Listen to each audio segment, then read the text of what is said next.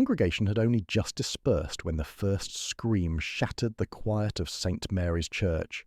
It came from the vestry, a shrill cry that made the few lingering parishioners freeze mid-step, clutching hymnals as if they could ward off the impending horror. By the time Constable Peters arrived, panting from a run through the rain-slicked lanes of St. Mary Mead, the church was empty save for him, the wailing and the metallic tang of something terribly wrong. Inside the vestry, Sir Reginald Ashcombe, the town's venerable and fiercely private vicar, lay slumped against the oak cabinet. His eyes were wide, staring as though they had seen the last secret of the universe, and his hands clutched a scrap of paper that had been torn from the pages of the church ledger. On it was scrawled a single word in Sir Reginald's precise hand: "Beware." The room was locked from the inside, the key still in the vicar's pocket. Nothing appeared disturbed, no sign of struggle, no sign of forced entry. The only anomaly was the small, intricately carved wooden box perched on the windowsill. It was open, yet contained nothing save for a few grains of sand and a tiny, unremarkable silver coin. Peters felt a chill as he bent to inspect it, the coin cool against his palm. It was engraved with a symbol that meant nothing to him, a twisting pattern that seemed vaguely familiar, but resisted identification. Beyond the vestry, the church was as still as a mausoleum. The rain had stopped, leaving the slate roof dripping onto the cobblestones, and the street lamps cast pale, trembling light through the stained glass windows.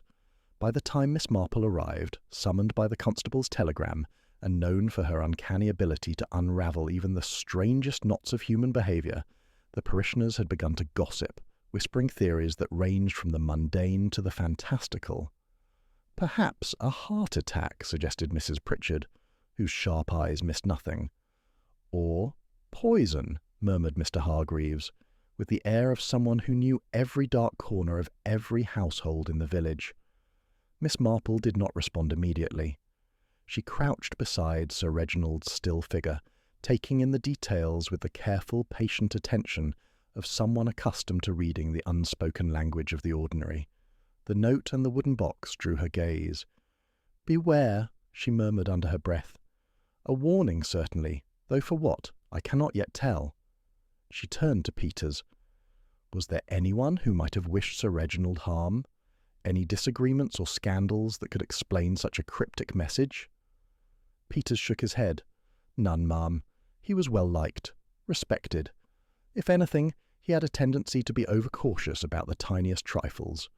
Miss Marple's eyes travelled across the room, taking in the meticulously arranged hymnals, the dusty pews, and the faint, almost imperceptible scent of ink and parchment. Something about... The coin caught her attention again. "Strange," she murmured, turning it over in her fingers. It was heavy, heavier than a coin of its size should have been. And yet there was no indication of what made it so. On impulse she tipped the box slightly, and a faint rattling sound echoed. Sand, yes, but also something else, almost imperceptible, a tiny metallic click. "Constable," she said, her voice calm but insistent, "I would like to see Sir Reginald's ledger. Every page, especially the entries from the last week." Peters fetched the ledger, and Miss Marple leafed through it, noting nothing out of place until she reached the final pages. Here, amid the routine entries of parishioners' donations and sermon notes, was a sequence of numbers and letters that looked entirely ordinary at first, but the pattern repeated too consistently, too deliberately. She tapped the page with her fingernail. "He was trying to tell someone something," she said softly, "or perhaps leave a record that only he could understand." The parishioners continued to speculate, growing restless with every passing minute. "Murder," someone whispered, and another shook their head. "Impossible! There's no sign of anyone entering the church." Miss Marple, however, remained silent, her mind turning over the small details. The locked door, the cryptic note, the coin, the ledger. She thought of the conversations she had overheard in her lifetime, the confessions and evasions, the lies people told when pressed to the edge. Something about this crime was deliberately theatrical, almost a challenge. She lingered near the window, gazing out at the damp streets, the lamplight reflecting off the puddles in distorted shapes. And then, as she straightened, her eyes fell on the simple pattern of raindrops on the sill, a shape, a symbol, the coin, The box. A connection flickered in her mind, fleeting yet compelling. "I believe, Constable," she said finally, "that Sir Reginald's death was not entirely natural, but it was orchestrated to appear so." Peters stiffened. "You think he was murdered? But by whom? How?" Miss Marple picked up the coin again. "Not by someone outside, Constable. No, this was the work of someone close, someone who understood Sir Reginald's habits and schedules, who could anticipate the exact moment he would be vulnerable.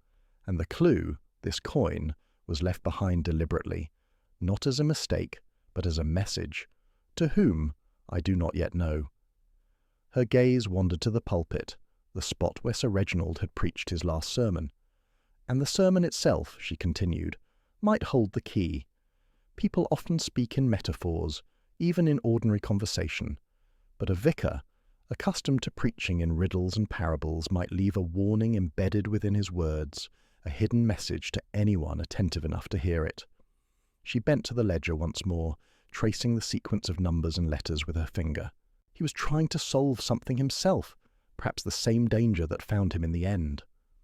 As night fell over St. Mary Mead, the shadows in the church lengthened, and the sense of unease deepened. Miss Marple remained at the vestry window, her eyes fixed on the street outside, her mind turning the events over and over, discarding false trails, weighing the impossible and the improbable in equal measure. Somewhere beyond those walls, a mystery of human cunning, fear, and perhaps vengeance was unfolding, a mystery that would not yield its secrets easily. But Miss Marple was patient. She had a lifetime of observing the ordinary to uncover the extraordinary, and she knew that even the most perplexing crime had its unravelling, if only one could read the signs. And so, in the quiet of the empty church, with rain tapping against the stained glass, and the faint echo of the last sermon lingering in the nave, the stage was set for the unravelling of a crime that, at first glance, appeared unsolvable. All that remained was to follow the trail, hidden in plain sight, to the heart of a mystery that would test every ounce of wit and wisdom Miss Marple possessed. The wooden box, the coin, the note, everything pointed to a puzzle far deeper than a simple death. Somewhere within the walls of St. Mary's, the truth waited, patient and silent, ready to be revealed to the eyes that could see beyond the obvious. And Miss Marple, as ever, was determined to be those eyes. Miss Marple did not rest that night. She returned to her own small cottage in St. Mary Mead, carrying with her a sense of quiet urgency. Even in the familiar warmth of her sitting room, the puzzle of Sir Reginald's death refused to leave her mind. By the time the first hints of dawn painted the horizon in soft pastels, she had resolved to revisit the church. Not as a casual visitor, but as one determined to observe the smallest details that might reveal the truth. Arriving at St. Mary's, she found Constable Peters already pacing the aisle with a notebook in hand, recording the minutiae of the previous day's events. "Morning, Miss Marple," he greeted, a mixture of relief and impatience in his voice. "I've gone over everything twice, but there's simply no sign of a culprit. No forced entry, no fingerprints outside the usual. It's as if the vicar simply vanished and returned to the heavens." Miss Marple nodded, her gaze sweeping the room with quiet scrutiny. "Yes, Constable, but sometimes the heavens leave messages for those who know how to look. Now, let us see what he left behind." She moved first to the vestry, her eyes falling immediately on the wooden box. Though nothing appeared inside beyond the coin and grains of sand, she noticed something that Peters had overlooked, a thin scratch along the edge of the lid, barely perceptible, as if something had been pried or forced open repeatedly. She picked up the box gently, feeling the weight shift slightly in her hands. It was subtle, but she knew the sensation of a carefully concealed secret when she encountered it. As she bent to examine it more closely, her attention was drawn to the ledger resting on the desk. She flipped it open to the cryptic sequence of letters and numbers from the previous evening. Holding a magnifying glass over the page, she noticed something she had not before: faint impressions of writing on the reverse side, transferred in the pressure of a hand. The original script appeared ordinary, but the reverse revealed a hidden message, a shorthand perhaps meant to be read only by someone familiar with Sir Reginald's habits. Before she could make more sense of it, footsteps echoed in the nave. Miss Marple looked up to see a young curate, Reverend Simon Lark, entering nervously, his hands clasped in front of him. "Miss Marple, I hope I'm not intruding," he said, his voice betraying an undercurrent of unease. I thought perhaps there might be something I could assist with." She studied him carefully. There was nothing overtly suspicious in his manner, yet something about the stiffness of his posture and the slight tremor in his hands suggested more than mere anxiety. She inclined her head. "Thank you, Reverend, but I am merely observing. However, you might tell me, if you please, where you were last night after the congregation dispersed." Simon's gaze flicked briefly toward the altar, then back. I stayed in the rectory. I was preparing notes for next Sunday's sermon. I only discovered Sir Reginald when I came to check on him this morning." Miss Marple made no immediate reply. Instead, she allowed her gaze to drift again across the vestry, noting the alignment of furniture, the faint scuff marks along the floorboards, and the small puddle of rainwater that had tracked in from the open vestry door. Something did not sit right. The room appeared untouched, yet subtle discrepancies suggested movement, an object slightly out of place, a shadow that did not belong. She moved toward the altar and then back to the vestry, her eyes catching on a row of hymnals. Most were neatly arranged, yet one had been pushed slightly forward, its spine bearing a tiny indentation, as if someone had rested a finger there repeatedly. "You see, Constable," she said without looking up, "people often overlook the quietest gestures. A coin left on a windowsill, a box disturbed, a book nudged. These are footprints, not of the feet, but of intention." Peters blinked, unsure whether to follow her reasoning or simply note her words. Miss Marple turned to the curate, her expression gentle but unyielding. "Reverend, did anyone besides yourself have access to Sir Reginald yesterday evening? A visitor, perhaps, or a parishioner you might have overlooked?" Simon hesitated. "No one," he said at last. "Well, except Mrs. Pritchard. She came by to discuss the charity accounts, but she left by 6, before dusk." Her eyes narrowed slightly. "And did she leave anything behind? Any letters, coins, or unusual objects?" Simon shook his head. "Nothing. At least nothing I noticed.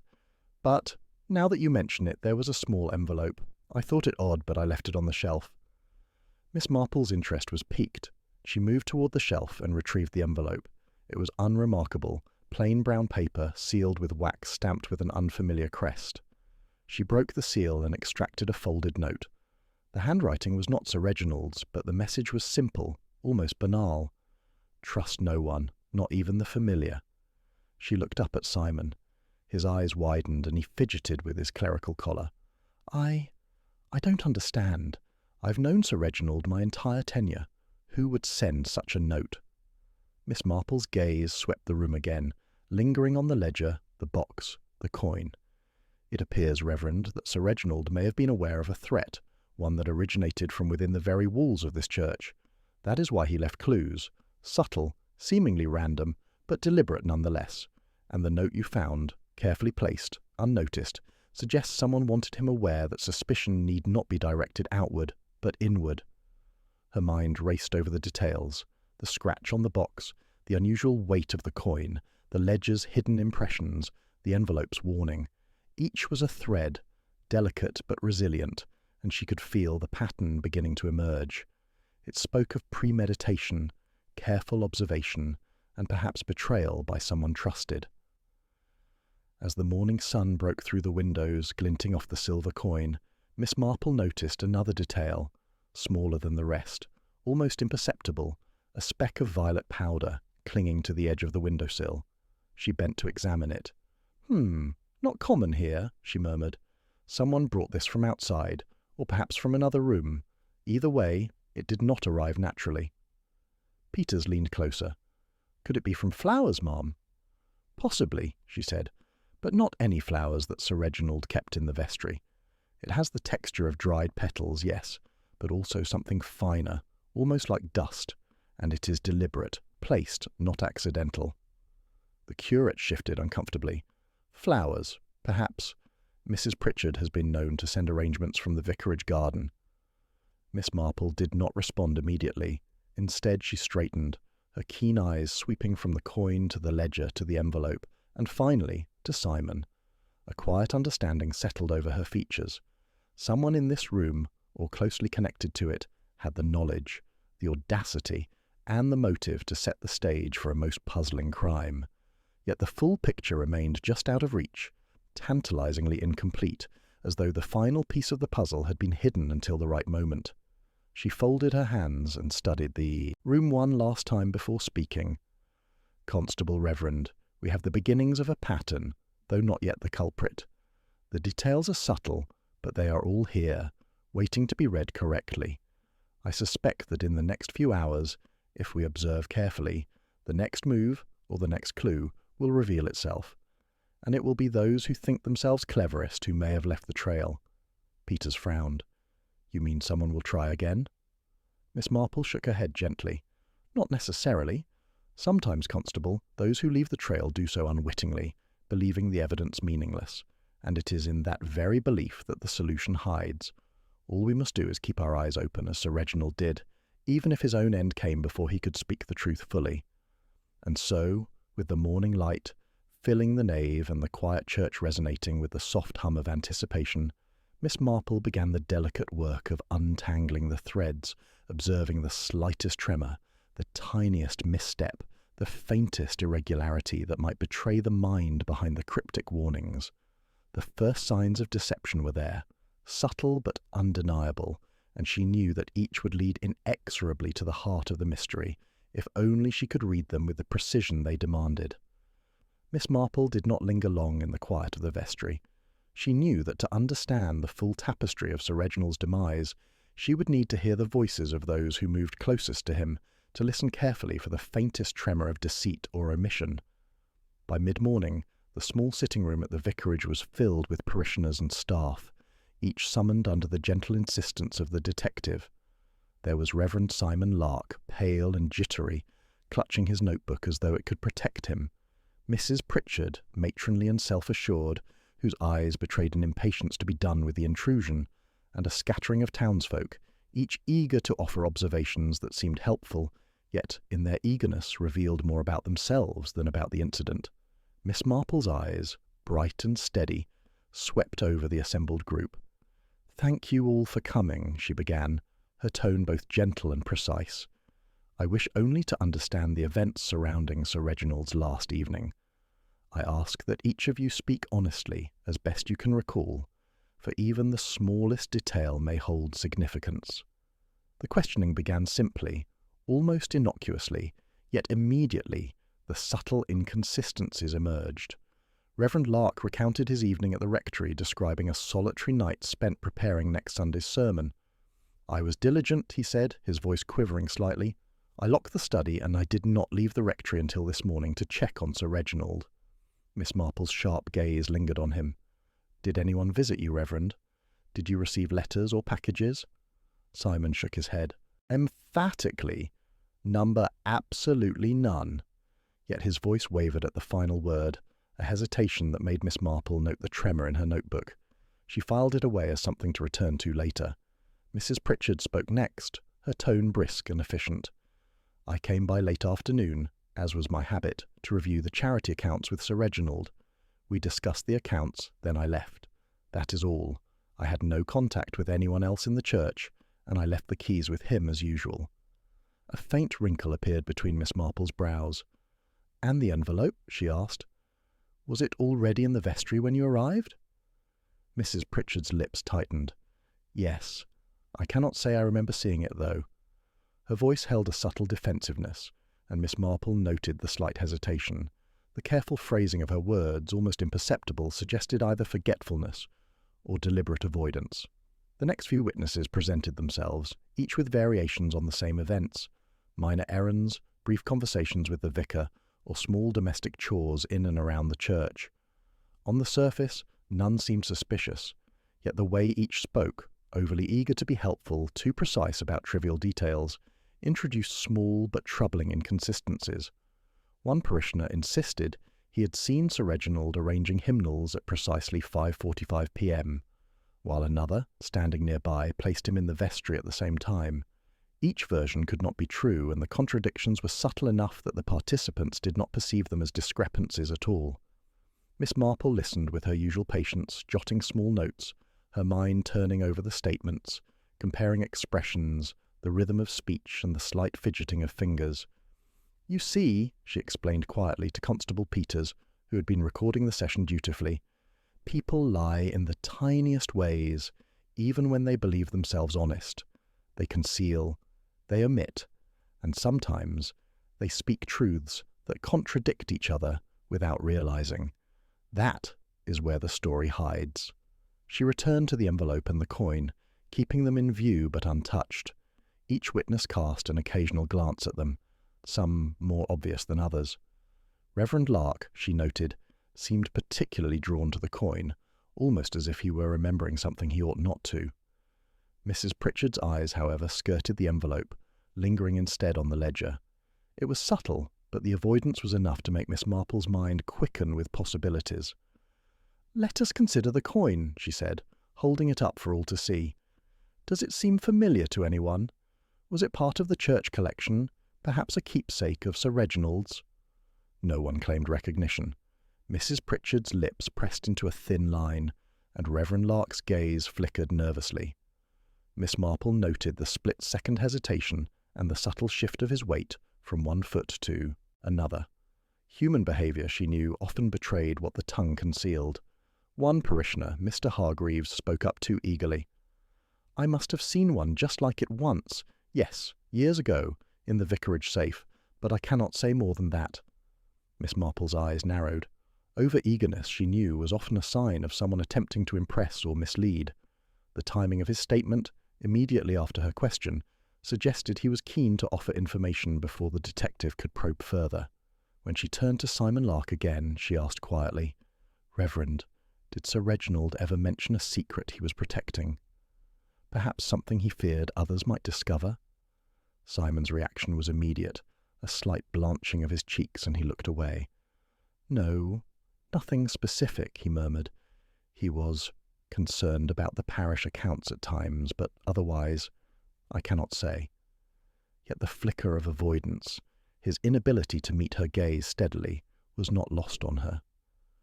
By late morning, a pattern began to emerge, though incomplete. Contradictions, hesitations, and evasions clustered around the same individuals, hinting at concealed motives. One witness appeared eager to provide clarity, while another seemed determined to obscure it, consciously or otherwise. Miss Marple weighed each carefully, noting that truth often hid within the texture of human behaviour, between the spoken words and the unspoken. She paused, letting silence settle, then spoke softly, almost to herself. "The vicar left messages, cryptic, deliberate, but it is not the objects alone that speak. It is the way people react to them, the coin, the box, the envelope. Each serves as a mirror, reflecting the truths they would rather hide, and someone here, perhaps more than one, believes they have concealed their intentions well." Mrs. Pritchard stirred in her seat, clearing her throat. "I assure you, Miss Marple, there is nothing to hide. I acted only in accordance with my duties to the church." Miss Marple's gaze did not waver. "Yes, perhaps. And yet the faintest signs, hesitation, avoidance, over-eagerness, suggest otherwise. It is not the intention alone that reveals the truth, but the manner in which it is concealed." Even the constable seemed unsettled, glancing nervously between the witnesses, unsure which observation was significant. Miss Marple, however, was entirely at ease. She had seen this before. Human nature had a rhythm, a predictability that became evident to the patient observer. The clues were not in the objects alone, nor solely in the cryptic messages Sir Reginald had left, but in the interplay between the witnesses, their words, and the subtleties of their expressions. As the session drew to a close, Miss Marple gathered the ledger, coin, and envelope carefully, tucking them into a neat stack before her. "Thank you all for your time," she said. "You have given me much to consider, and remember, it is often the smallest deviation, the half-truth, the hesitant glance, the overly precise recollection that points toward the larger pattern." Once the visitors had departed, she allowed herself a small sigh. The room now empty, save for the lingering scent of ink, paper and faint floral powder, Miss Marple reflected on the morning's revelations. Each witness had contributed a piece, some intentionally, some unconsciously. Contradictions had emerged, motives hinted at, and reactions observed. The threads were beginning to intertwine, forming a complex but discernible web. "Deception is never perfect," she murmured, touching the coin lightly. "And even the cleverest attempt to conceal the truth leaves a shadow behind, a trace that can be read by eyes willing to see beyond appearances." She paused, her gaze drifting to the ledger. The faint impressions on its reverse pages, the cryptic message, the careful placement of the envelope, all spoke to a mind racing against time, a mind determined to leave a trail despite the danger. Someone had recognized the danger to Sir Reginald, and now, in the interplay of human voices and subtle contradictions, Miss Marple sensed that the next revelation was close at hand. Outside, the village of St. Mary Mead carried on with its quiet, seemingly mundane rhythm. Inside the vicarage, however, a different rhythm persisted, the rhythm of observation, deduction, and the steady unravelling of a mystery that promised to challenge even the most perceptive mind. Miss Marple leaned back in her chair, her hands folded neatly in her lap, her eyes bright with the calm anticipation of one who knows the story is beginning to speak for itself. And she would be ready to listen. Miss Marple spent the afternoon in quiet contemplation, surrounded by the evidence she had gathered, the ledger, the coin, the envelope, and the faint traces of violet powder she had noticed on the vestry windowsill. Each seemed innocuous on its own, yet together they hinted at layers of intention and concealment that spoke of a mind both careful and fearful. As she sipped her tea, her thoughts returned repeatedly to the witnesses' accounts from earlier, the subtle contradictions and evasions she had noted. One by one, she began to unravel the strands of motive hidden beneath the polite facades of the parishioners. Reverend Simon Lark was the first to occupy her attention. His nervous demeanour, his almost obsessive attention to the ledger, and the fleeting hesitation when questioned about letters and visitors, these were all clues that suggested more than mere anxiety. Miss Marple considered his position. The young curate had ambitions, though carefully masked by a veneer of humility. To Sir Reginald he had been a diligent assistant, but not yet indispensable, and his ambition might have been frustrated by the vicar's dominance. Perhaps he had sought to gain a position or influence within the parish, only to be reminded by Sir Reginald that such ambitions were premature. The motive was subtle, but it could have been powerful, the fear of stunted advancement turning into resentment, and then into something far more dangerous. Mrs. Pritchard was more complex. Outwardly, she was the embodiment of propriety, her every action calculated to maintain the order and dignity of the parish. Yet Miss Marple had noticed the defensiveness in her responses, the careful avoidance of the envelope, and the subtle glances she cast toward the ledger. Why the caution, if all she did was tend to church business? Miss Marple considered the possibilities. Was there a financial irregularity that Mrs. Pritchard feared would be discovered? The vicar had been meticulous in overseeing the charity accounts. Perhaps she had erred or overstepped in some way. Greed or fear of exposure could motivate someone ordinarily careful, transforming a loyal churchwarden into a conspirator in secrecy. Other parishioners presented additional threads. Mr. Hargreaves, with his eager recollection of a similar coin, seemed too keen to offer what he believed would impress, yet the details were vague, inconsistent. Perhaps he had something to gain, or perhaps he sought to mask an earlier indiscretion. And then there were the subtle interpersonal dynamics, whispers of old rivalries, of jealousy between long-standing parishioners who vied for influence over church affairs, who envied Sir Reginald's authority, or who resented the attention he paid to newcomers like Simon Lark. Miss Marple's mind moved like a spider across a delicate web, noting each vibration, each potential source of tension. The ledger returned to her attention, its faint impressions now a key to understanding the vicar's concerns. Sir Reginald had been recording observations, not just of parish business, but of interactions, timings, and small behavioural quirks. Each entry seemed innocuous, yet to Miss Marple they spoke of someone tracking details that might later prove useful. If Sir Reginald had been aware of subtle schemes or dishonest actions, Someone among his trusted circle could have felt threatened by exposure. Fear and anticipation of consequence often push ordinary individuals toward extraordinary measures, and Miss Marple knew all too well how swiftly loyalty could give way to self-preservation. She revisited the envelope and its brief warning, "Trust no one, not even the familiar." It was not merely a threat, she realized, but also a hint. The sender, unknown, knew the vicar's habits, his meticulous nature, and perhaps his awareness of human failings. Miss Marple's intuition suggested the message originated from within the parish itself. One of those who had been questioned might have placed it deliberately, aware that Sir Reginald would see it, attempting to manipulate or frighten him, without leaving a trace that would point directly to them. As evening approached, Miss Marple began to construct a mental map of connections, motivations, and potential opportunity. Simon Lark's ambition could align with fear of being superseded. Mrs. Pritchard's careful attention to finances might hide mistakes or misdeeds. Mr. Hargreaves' eagerness to impress could mask self-interest, and other parishioners' rivalries hinted at hidden resentments. The motives were tangled, overlapping, each complicating the others. Yet the detective could sense that somewhere within this maze, the central thread, the catalyst of the vicar's final hours, was concealed. She returned to the vestry, walking slowly along the familiar floorboards, eyes scanning for details that might have been overlooked. The wooden box, the coin, the ledger, each felt like a puzzle piece yet to be fully placed. The faint violet powder, still clinging stubbornly to the windowsill, suggested that someone had touched the box or the coin in a way that would leave behind evidence only perceptible to careful observation.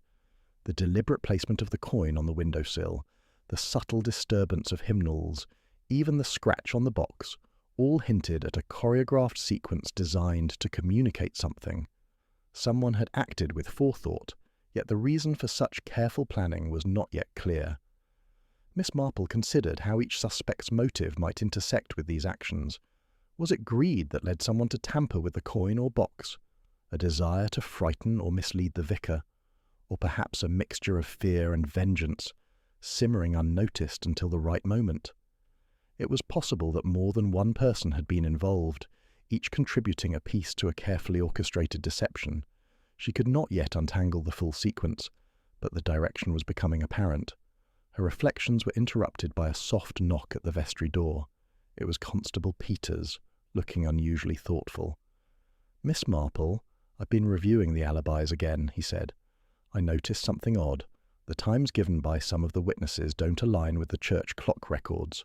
Not drastically, but enough to suggest, well, perhaps a slight exaggeration or misremembering." Miss Marple nodded. "Yes, Constable. Small discrepancies, often dismissed by ordinary observation, but in combination with motive and opportunity, they become significant. They indicate either an imperfect memory or intentional concealment, and when paired with the behavioral cues, the hesitation, the avoidance, the over-eagerness, they speak volumes." They moved together toward the vicarage study where the ledger lay open. Miss Marple traced the entries again, noting subtle repetitions and patterns, sequences of letters and numbers that might encode observations or warnings. "The vicar was careful," she murmured. "He left a trail for someone observant enough to follow it, yet it is interwoven with human behaviour. To understand the motive fully, one must consider not only what people did, but why they did it, and how. Their fear or desire shaped those actions." Hours passed as she reconstructed timelines, cross-referencing statements, and identifying points of friction between individuals' recollections. The web grew more complex with each consideration, yet gradually the contours of a central thread emerged. Someone among those questioned had both the motive and the opportunity to manipulate events, to create the illusion of randomness, while hiding intent beneath the mundane. Greed, ambition, jealousy, and fear were all present in varying degrees, creating a tangle of potential motives that masked the true impetus behind the crime. Miss Marple finally leaned back in her chair, resting her hands on the ledger. The evidence was clear enough to guide the next step: a careful observation of interactions among the suspects, a watching of subtle cues, and the anticipation that someone would reveal themselves through behaviour or inadvertent disclosure. The motive maze was not yet fully navigable, but its paths were beginning to converge. She could sense that the solution lay within reach, waiting to be revealed through patience, attention, and the steady, unrelenting pursuit of truth. As dusk fell over St. Mary Mead, casting long shadows across the vicarage garden, Miss Marple prepared for the next phase of the investigation. The villagers, unaware of the scrutiny to which they were about to be subjected, carried on with their ordinary lives, oblivious to the web of fear, desire, and deception that bound them. Within that ordinary rhythm, however, the extraordinary truth lingered, and Miss Marple was determined to follow every thread, unravel every falsehood, and uncover the motive that had transformed the familiar into a scene of peril and mystery. The stage was set. Each suspect carried a shard of intent, and Miss Marple knew that it was only by watching, questioning, and observing the subtle interplay of these motives that the full picture would emerge. The vicar's final warning, the cryptic coin, and the deliberate placement of the envelope, all were part of a careful orchestration designed to conceal as much as to reveal. And now, with the first hints of nightfall settling over the village, Miss Marple felt the faint thrill of anticipation. The maze of motives was beginning to lead toward its exit, and with it, the unveiling of a truth that had remained stubbornly hidden. By the next morning, a sense of urgency had settled over St. Mary Mead. Constable Peters had called the villagers together once more, confident that the puzzle was within grasp. Overnight, a small discovery had appeared to crack the case wide open. A torn fragment of cloth found in the vestry, snagged on the corner of the wooden box. It was recognized by several townsfolk as belonging unmistakably to Mrs. Pritchard. The pattern, a delicate lilac weave, matched a scarf she had been wearing the previous day, and it seemed to confirm, at least in Peter's mind, her proximity to the scene of the vicar's death in a way that implicated her directly. The authorities, spurred by their eagerness for resolution, were quick to act. Peters arrived at Miss Marple's cottage with a triumphant air. "Ma'am, it's clear now," he declared, flourishing the cloth fragment. "This must be Mrs. Pritchard's doing. The evidence is conclusive. We'll confront her and close this case before noon." Miss Marple regarded the fragment carefully, holding it between her fingers. It was indeed part of a lilac scarf, the weave consistent with what Mrs. Pritchard often wore. Yet even as she noted this, a flicker of unease stirred in her mind. The fragment was small, almost trivial, and she had learned long ago that small pieces could be misleading, carefully placed to divert attention, to create a false trail. The eagerness of the constable, the villagers' whispered assumptions, even Mrs. Pritchard's composed defensiveness, all hinted that the story might not be as straightforward as it seemed. At the vicarage, Peters summoned Mrs. Pritchard, who arrived with an expression of polite confusion. "What is this about?" she asked, her voice calm yet measured. "This cloth," Peters said, holding up the fragment, "was found in the vestry, and it is unmistakably yours. You were near Sir Reginald when he died. You must explain yourself immediately." Mrs. Pritchard's hands twitched slightly, the only betrayal of her otherwise composed demeanour. I went into the vestry briefly yesterday to check the accounts, yes, but I left by 6 as usual. That scarf has been in the vicarage for years. It could have been snagged at any time. I do not know why you would suggest." She trailed off, her voice calm but carrying a quiet indignation. The constable, however, seemed convinced. This, combined with the unusual circumstances and your evasive answers yesterday, makes your involvement obvious. "I think the case is solved, ma'am," he said, glancing at Miss Marple for confirmation. Miss Marple remained silent, her eyes thoughtful. She had learned the dangers of haste in judgment, the way small, seemingly decisive evidence could be manipulated. The fragment could just as easily have been dropped or deliberately placed to mislead, and the eagerness with which everyone seized upon it troubled her. She looked at Mrs. Pritchard again. There was a calm rationality in the woman's demeanour, a steadiness that did not match the violence suggested by the fragment's discovery. The real truth, Miss Marple suspected, was still lurking somewhere unseen. She asked to examine the vestry once more, and Peters reluctantly acquiesced.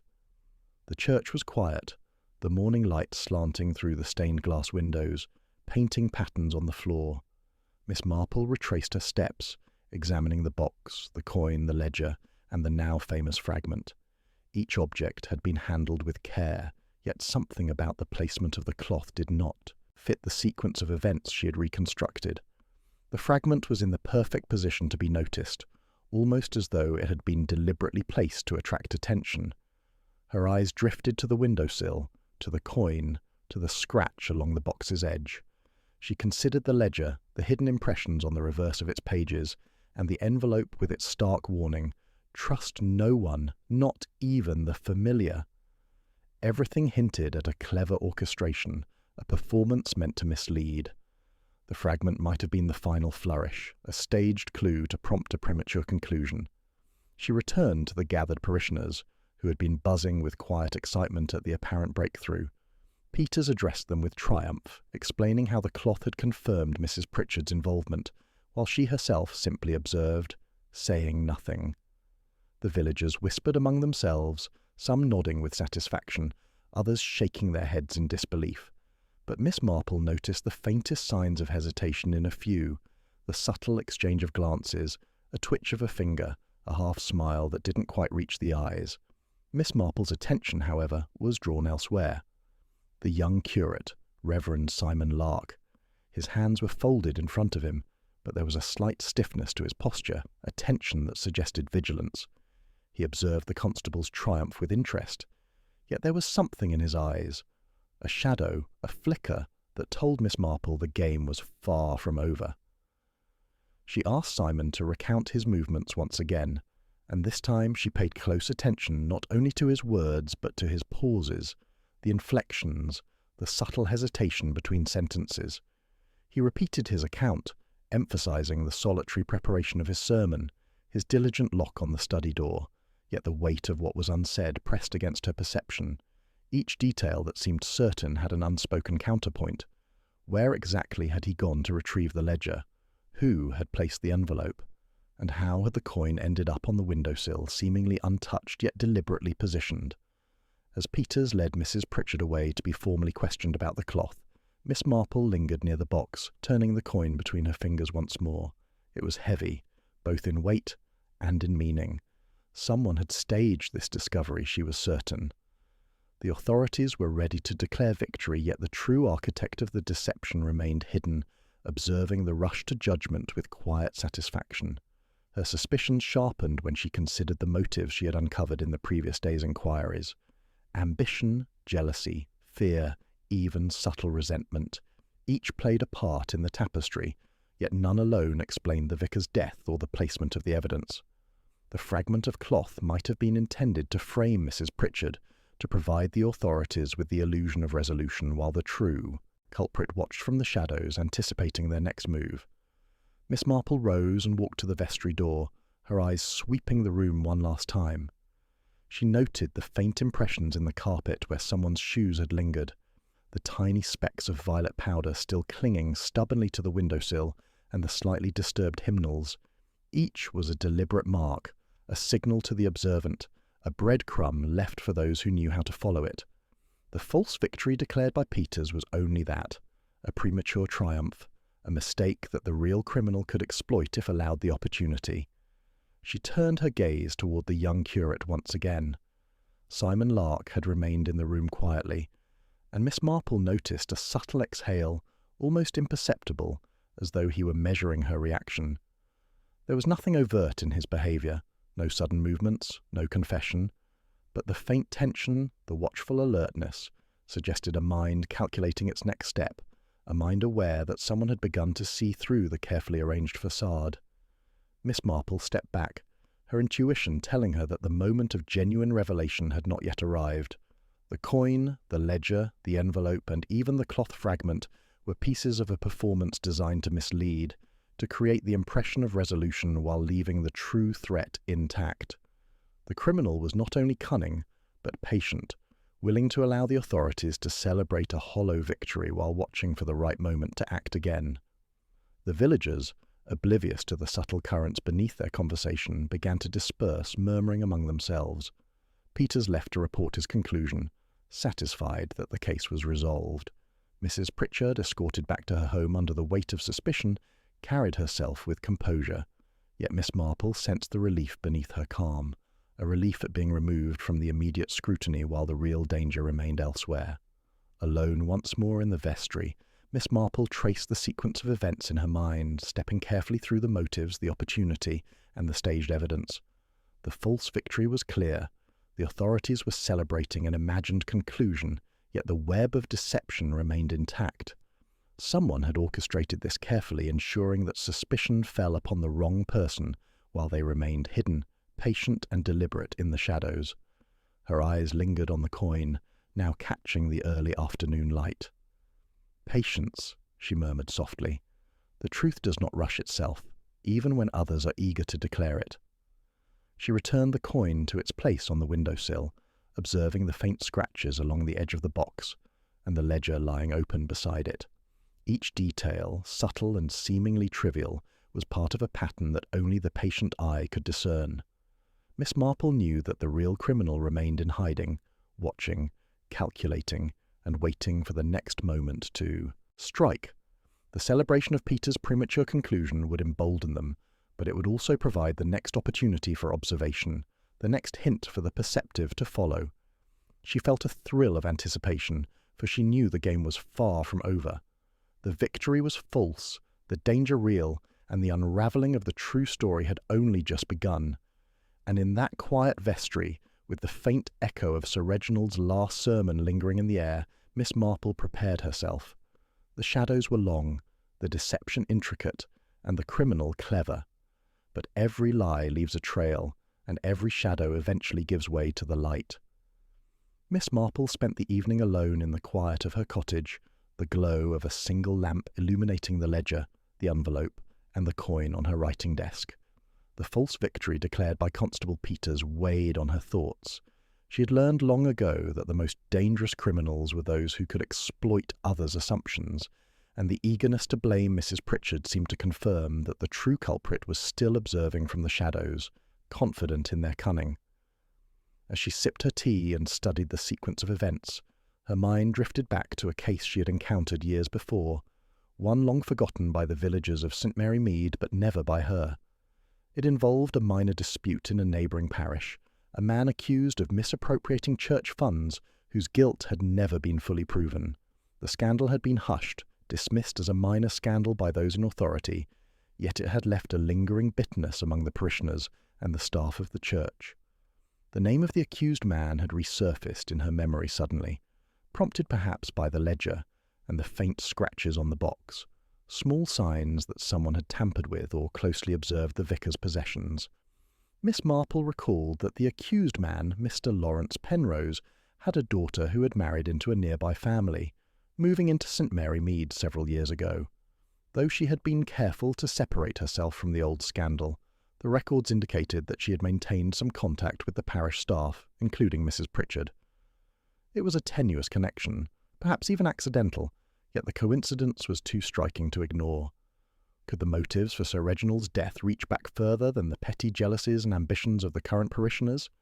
Could an old grievance, long buried and carefully concealed, be the hidden thread tying the suspects together? Determined to explore this possibility, Miss Marple began retracing the interactions among the parish staff and townsfolk. Mrs. Pritchard had often spoken with discreet authority in matters of charity and parish governance, and Simon Lark, the young curate, had been under her watchful eye since his arrival. The ledger revealed subtle notations that now seemed to take on a new significance, initials, shorthand, and references that could correspond to names from the past.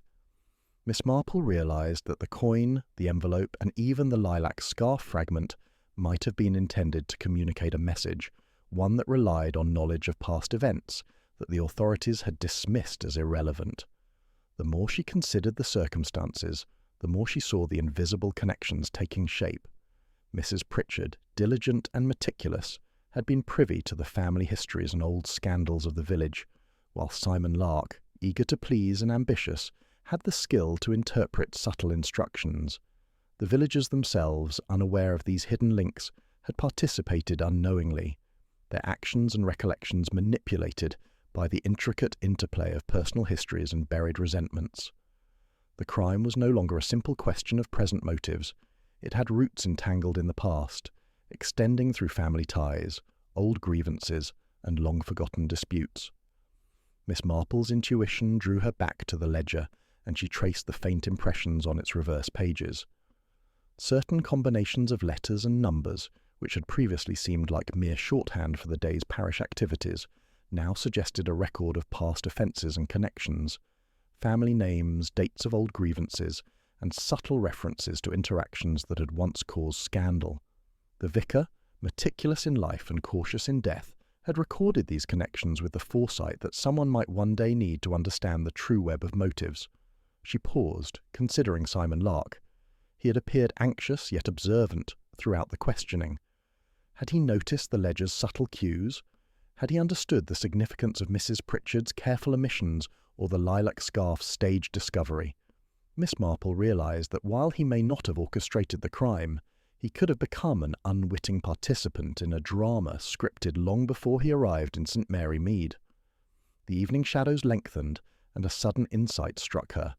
The violet powder she had noticed on the windowsill, initially dismissed as a minor detail, could now represent a signal, an echo of past connections, a subtle mark left by someone recalling a previous encounter, a reminder that history often repeats itself in patterns that the casual observer misses. The coin's placement, the envelope's warning, and the ledger's concealed notes all suggested that the true criminal had considered not just the immediate circumstances, but also the vulnerabilities and memories embedded in the parish's past. Miss Marple resolved to investigate these old threads. She needed to speak with those who might hold knowledge of prior events, elderly villagers who remembered the earlier scandal, family members with connections to both the present suspects and the unresolved accusations of the past. With careful inquiries, she could illuminate the hidden network that had allowed someone to manipulate the events surrounding Sir Reginald's death so effectively. The next morning, she visited several long-time parishioners, approaching them with her usual gentle tact. Mr. and Mrs. Ellison, now retired, recalled the controversy involving Mr. Penrose years ago. Their recollections were careful but vivid.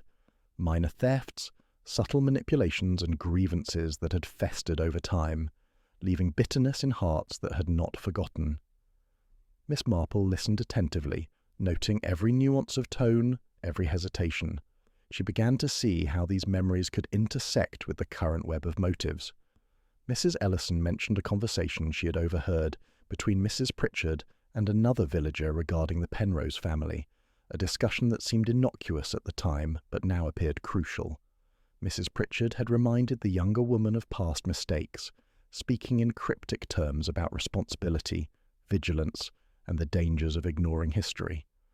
The words had been subtle, yet they revealed the deep awareness Mrs. Pritchard had of both the present and the past, her knowledge a bridge connecting old disputes to recent events.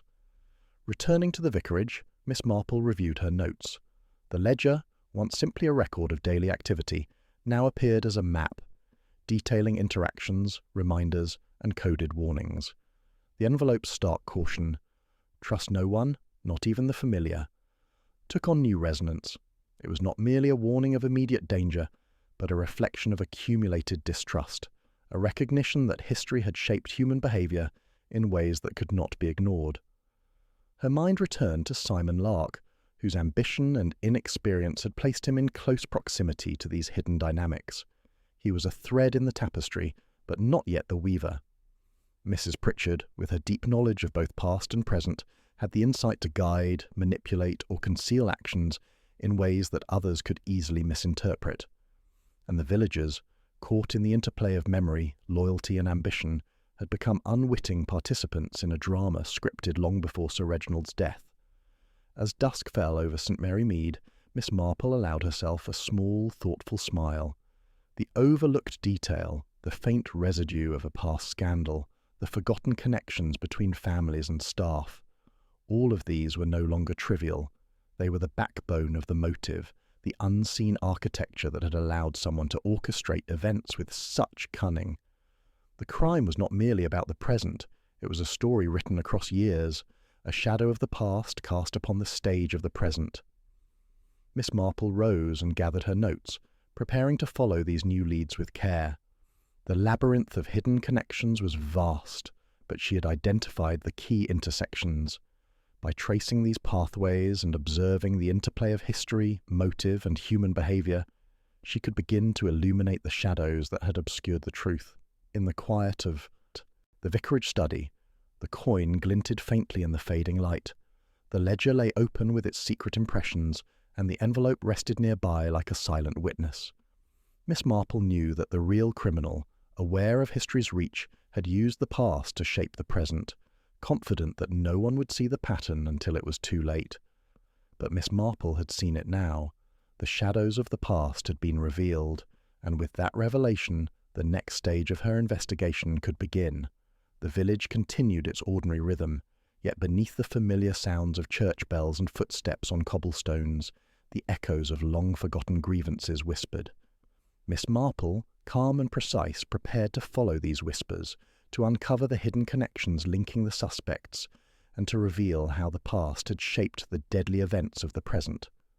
The mystery was no longer merely a question of who, but of why, and the answer lay entwined with memories, secrets, and debts long overdue.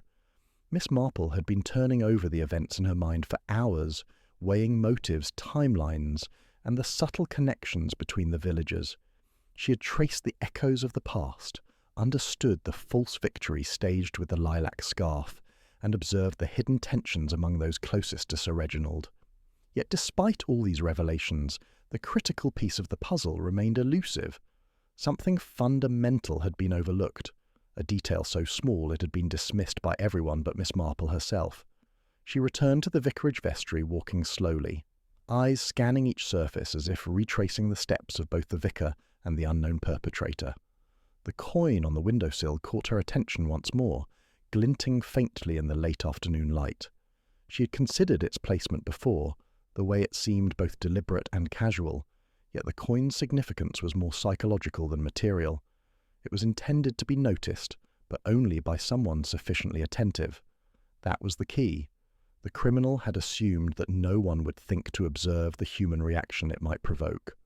Miss Marple decided to employ a method she had rarely used in such matters, but which she had seen work remarkably in the past: a test of character.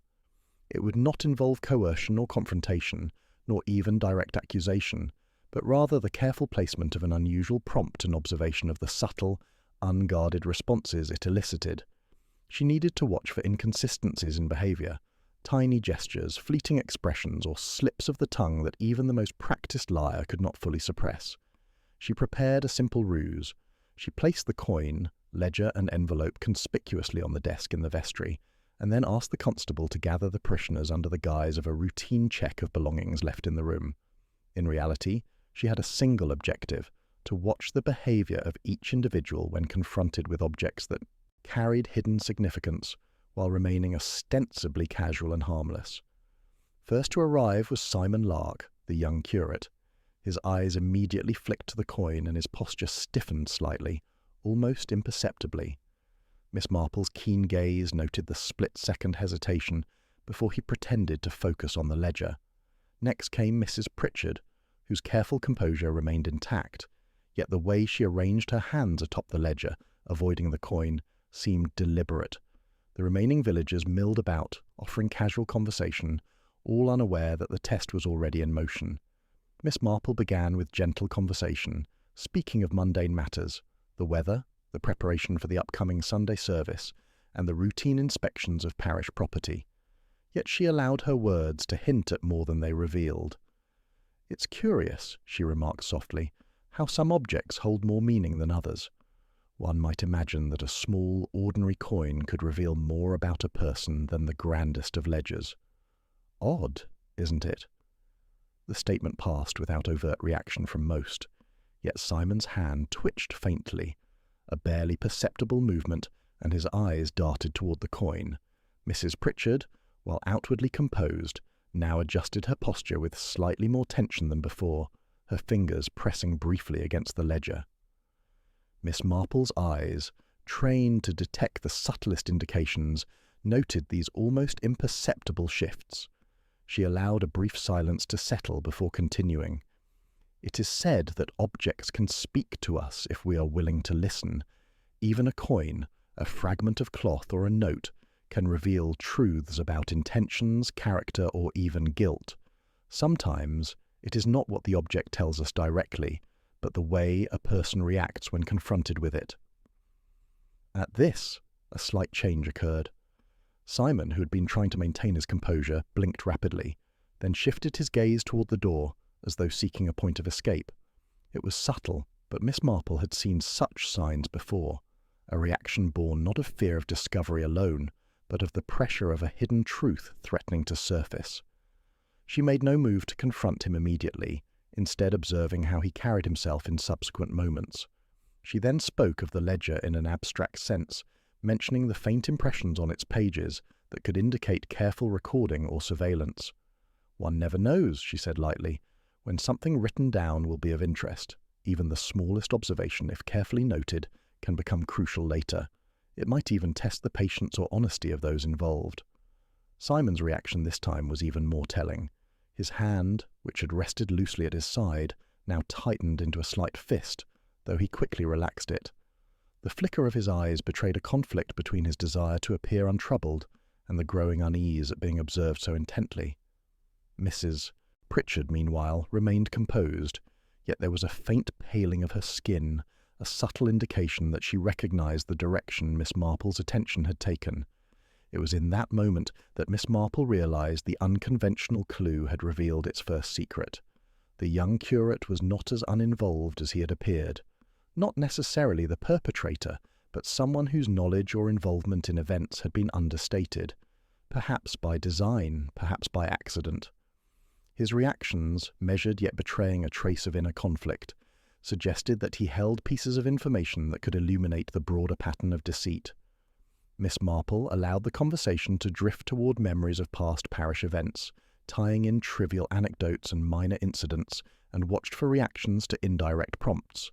She spoke of long-forgotten disagreements, charitable contributions, and the vicar's meticulous attention to detail. Again, Simon's eyes betrayed him. A subtle tightening of the jaw, a slight forward lean as though bracing himself, and a fleeting glance at Mrs. Pritchard, who caught it and returned to her usual careful composure. The detective had seen enough. The test, unconventional as it was, had begun to reveal the interplay of knowledge, complicity, and concealment. Simon Lark's subtle reactions indicated that he knew more than he had revealed, that he was privy to hidden connections and actions that others had either concealed or misremembered.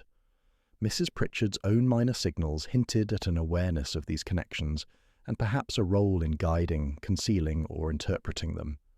Miss Marple now understood that the crime could not be fully unravelled by evidence alone, timelines, objects, or documents, but by observing human behaviour under pressure, by watching the slight tremors that betray concealed truths.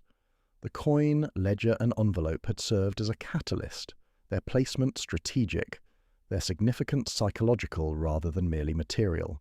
They had prompted reactions that, though subtle, spoke volumes to a patient observer. She concluded the session quietly, offering casual thanks to the constable and the parishioners, while inwardly cataloguing the signals she had observed. The unconventional clue had done its work.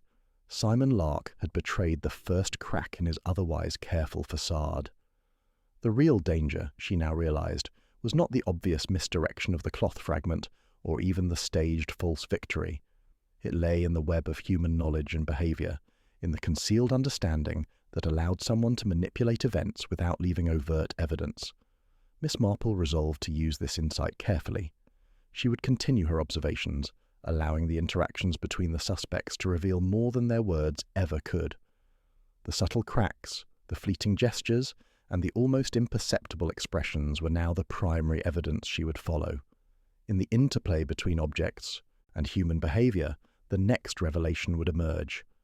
As the parishioners departed and the vestry once again settled into quiet shadows, Miss Marple held the coin lightly in her hand.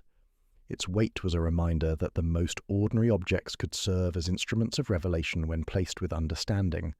The ledger's impressions, the envelope's warning, and now the reactions of those who had been questioned provided a pathway toward truth that was both unorthodox and profoundly effective. The true criminal remained in the shadows, patient and calculating, but the unconventional clue had illuminated a vulnerability. Simon Lark's reactions were the first tangible evidence that the intricate web of motives, past grievances, and hidden knowledge had begun to unravel. Miss Marple smiled faintly to herself. The stage was set for the next step, and the detective's quiet, deliberate tactics promised to reveal the truth that had eluded everyone else. The game, subtle and psychological, was far from over. But now, for the first time, Miss Marple could see where to focus her attention.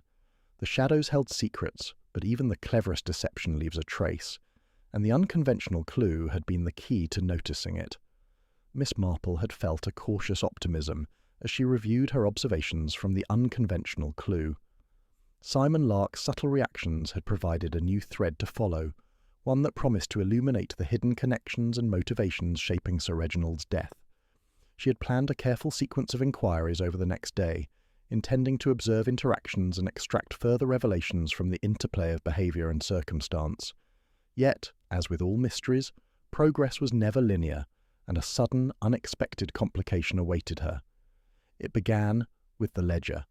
Miss Marple had returned to the vicarage in the early morning, hoping to cross-reference her notes against the faint impressions left on the pages. She entered the study quietly, her senses attuned to the usual minor disturbances, the faint smell of dust, the soft creak of the floorboards, but what she found stopped her in her tracks. The ledger was gone, not misplaced, not tucked under another book or on a shelf, but gone entirely. The desk drawers had been rummaged, the coin was absent from the windowsill, and the envelope with its stark warning had vanished as well. Miss Marple's heart tightened, for she immediately understood what this meant. Someone had moved deliberately to remove evidence critical to her understanding of the case, someone aware that these items were more than mere objects. They were the keys to exposing deception. Constable Peters arrived moments later, summoned by Miss Marple's urgent telegram. He looked troubled, scanning the room with an expression that betrayed both frustration and unease. "It's as if it's simply vanished," he muttered. "Who would do such a thing? And why now?" Miss Marple shook her head. "Not who, Constable, but why. Whoever took these items knew their importance, and they acted with precision. This is no random theft. It is a calculated attempt to delay the truth, to obscure the connections that might reveal the real criminal." The implications were immediate and serious. The ledger contained the faint impressions that traced interactions, subtle notes of behaviour, and even references to past grievances and hidden motives. The coin and envelope had been deliberately placed to provoke reactions, revealing cracks in deception. Without these pieces, the investigation could stall, or worse, be misdirected entirely. Miss Marple considered the possibilities. Who among the suspects had both the knowledge and the audacity to remove the evidence? Mrs. Pritchard, with her intimate knowledge of parish affairs, could have anticipated its significance.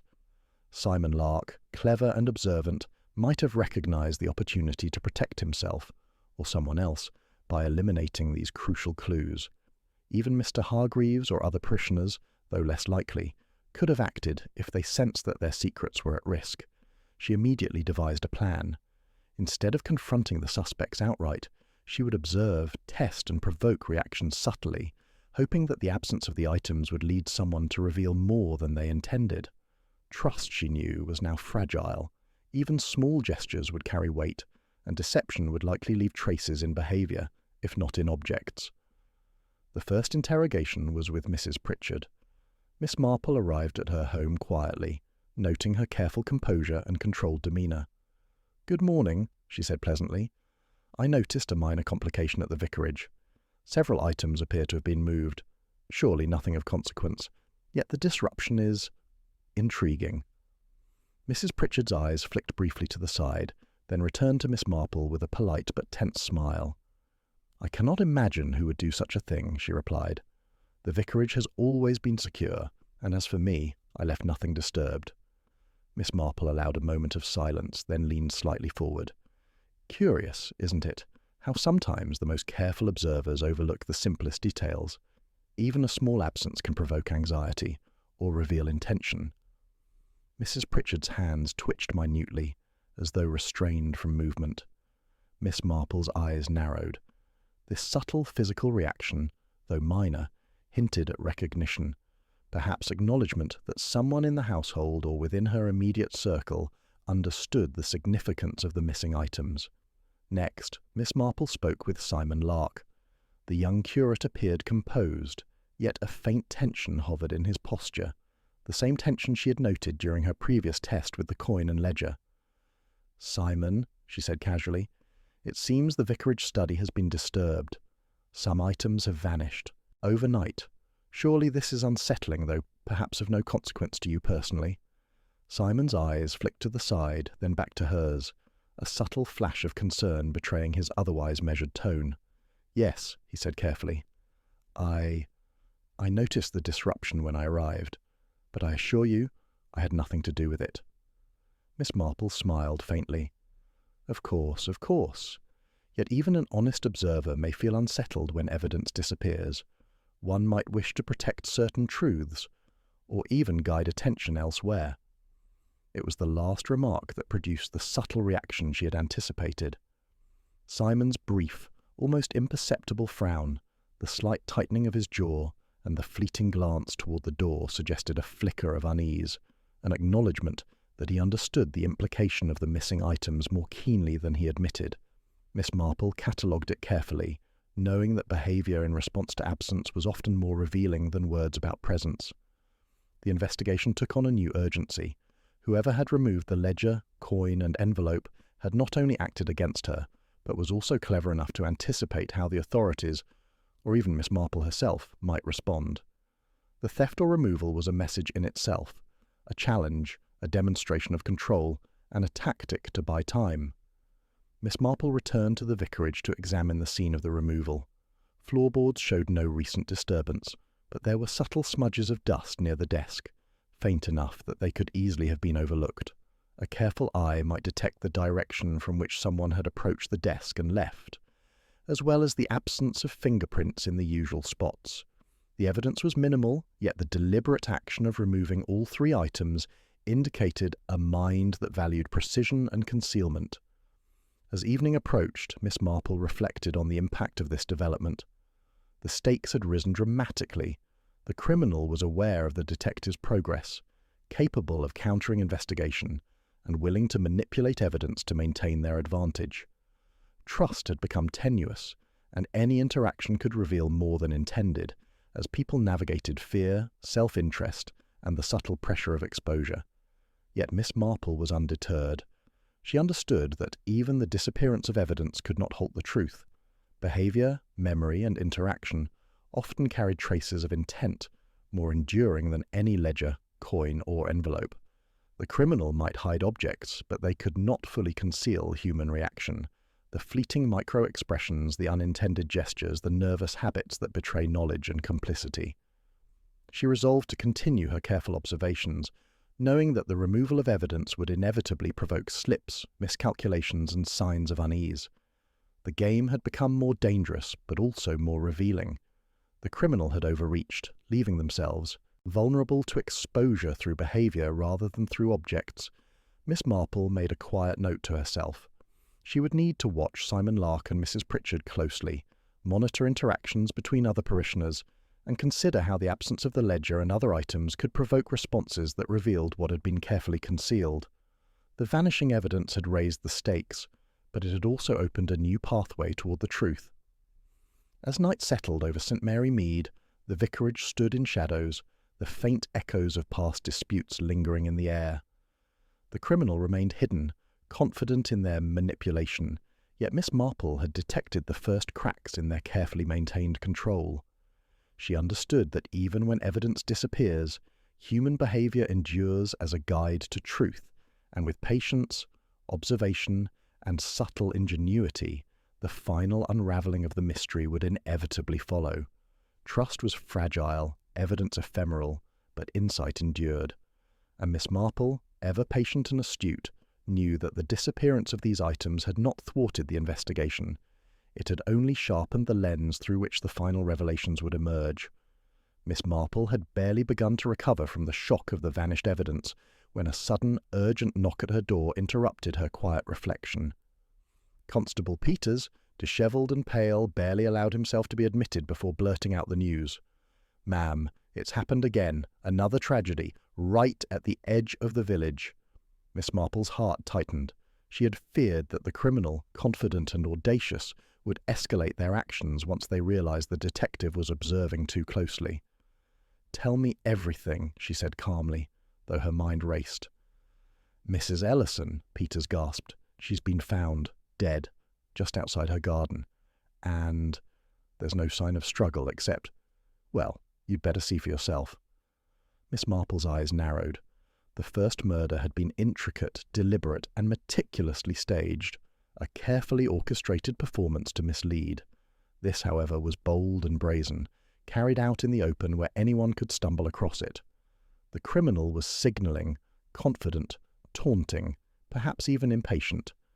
They hurried to the Ellisons' property, where neighbours had gathered, murmuring anxiously among themselves. Mrs. Ellison lay on the grass near the flower-beds, her face serene as though frozen in mid-thought, yet unmistakably lifeless. The path to the garden was undisturbed, no signs of a chase or physical struggle. Miss Marple knelt beside the body, examining the scene carefully. "It's not just the timing that is alarming," she said softly. "Notice the position of her hands, the absence of a weapon, the lack of defensive marks. This is a quiet, precise method, meant to intimidate and confuse rather than inflict spectacle." Peters frowned. "Do you mean the same hand as with Sir Reginald?" "Different in execution, perhaps," Miss Marple replied, "but similar in intent. The perpetrator is demonstrating control. They are clever enough to remove the ledger, manipulate reactions, and even orchestrate the false victory. And now they are daring us further." As she stood surveying the small group of onlookers, a sudden thought struck her. She turned to Peters. "Where is Simon Lark?" Peters looked startled. I haven't seen him since this morning. Perhaps still at the vicarage." Miss Marple's heart sank. Simon's absence was unlikely to be innocent. He had been placed in proximity to crucial evidence, observed by her, and had reacted in ways that suggested knowledge of hidden connections. Now, with a second crime, his disappearance could signal fear, guilt, or an attempt to cover his tracks, or more dangerously, that he had become a pawn, or even an accomplice in the escalating pattern. She decided immediately that action was necessary. "We must secure the village and search the vicarage," she said, her voice carrying quiet authority. "The criminal is active, and Simon may be in danger, or may himself be a participant in the next act. Time is critical." The search was meticulous.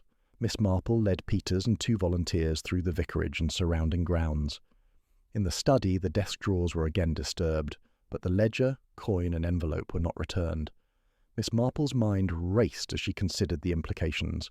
The criminal was now playing a multi-layered game, stealing evidence, provoking reaction, escalating violence, and perhaps testing her own limits.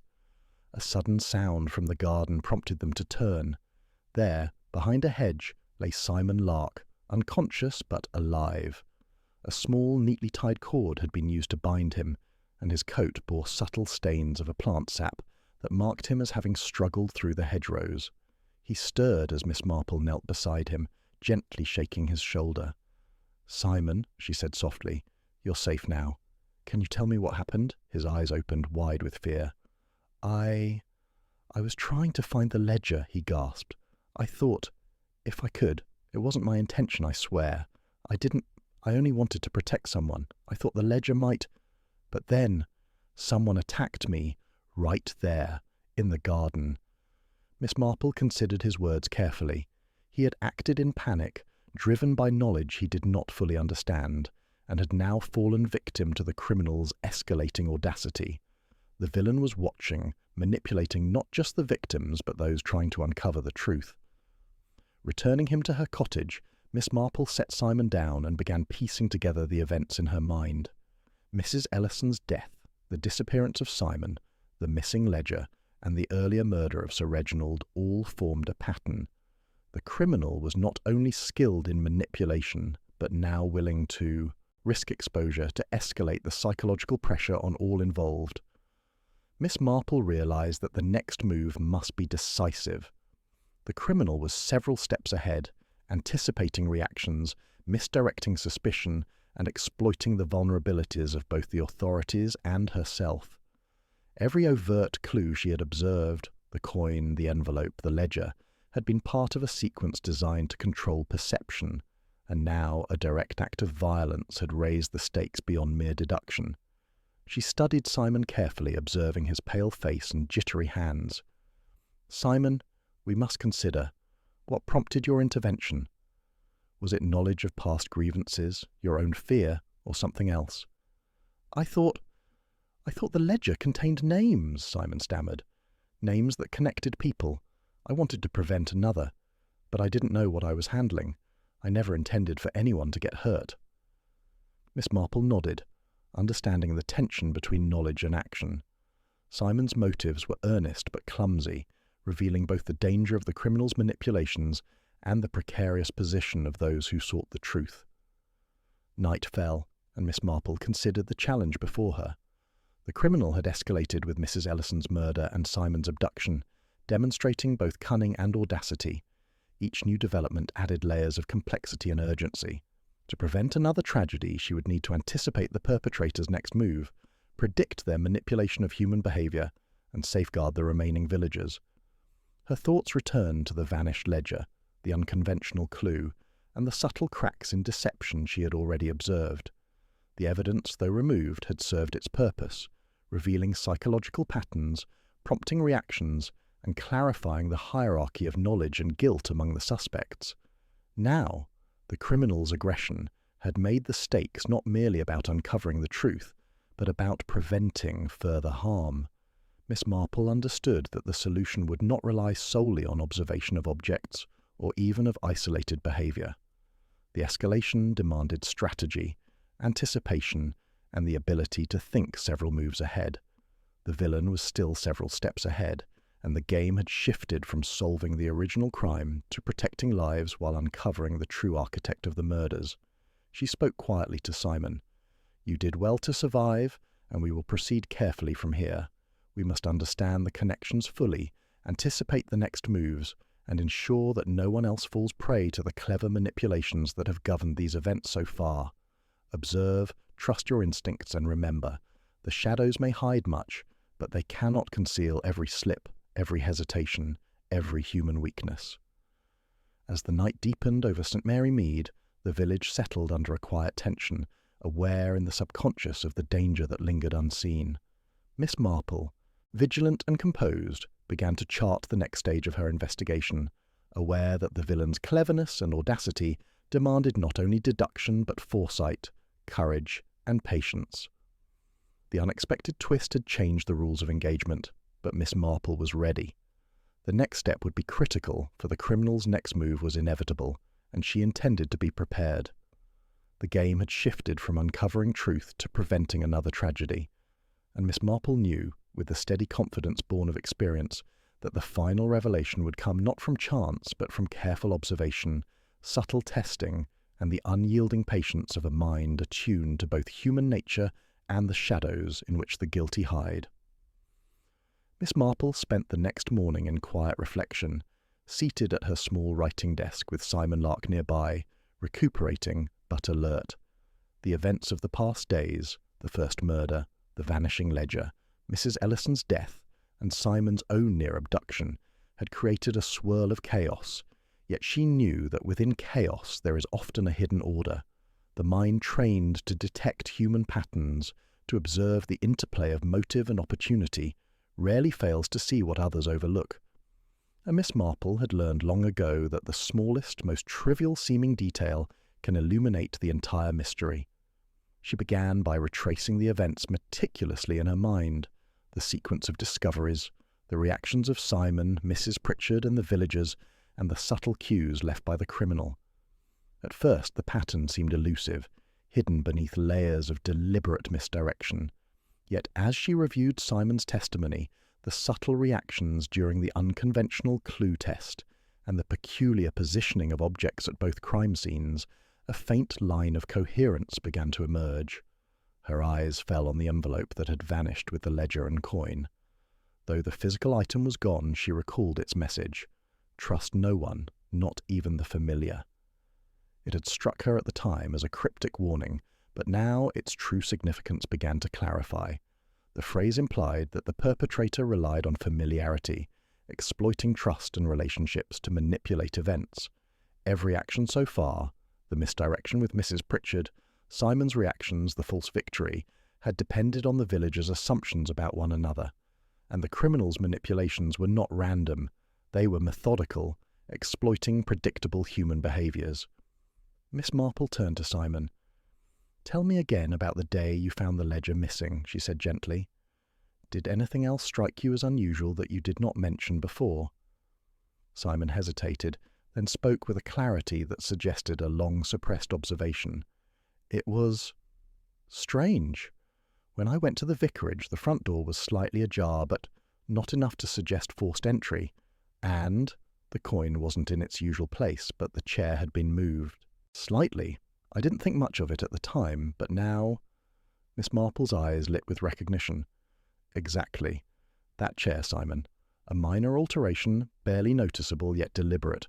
The criminal wanted someone to see it, or perhaps to overlook it entirely. Attention to detail becomes the instrument of truth.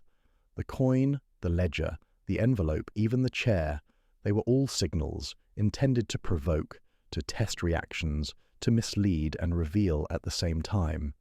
She began to map the subtle consistencies across the incidents. The first murder had been meticulously staged, creating an appearance of randomness.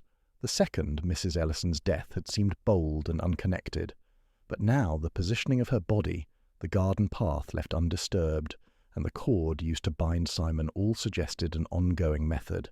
The perpetrator orchestrated events not for spectacle, but to manipulate perception, controlling the way observers interpreted each scene. Then a small, seemingly trivial memory resurfaced, an offhand comment Mrs. Pritchard had made during one of their conversations. "People forget the little things," she had said lightly. "The smallest gesture can reveal more than words."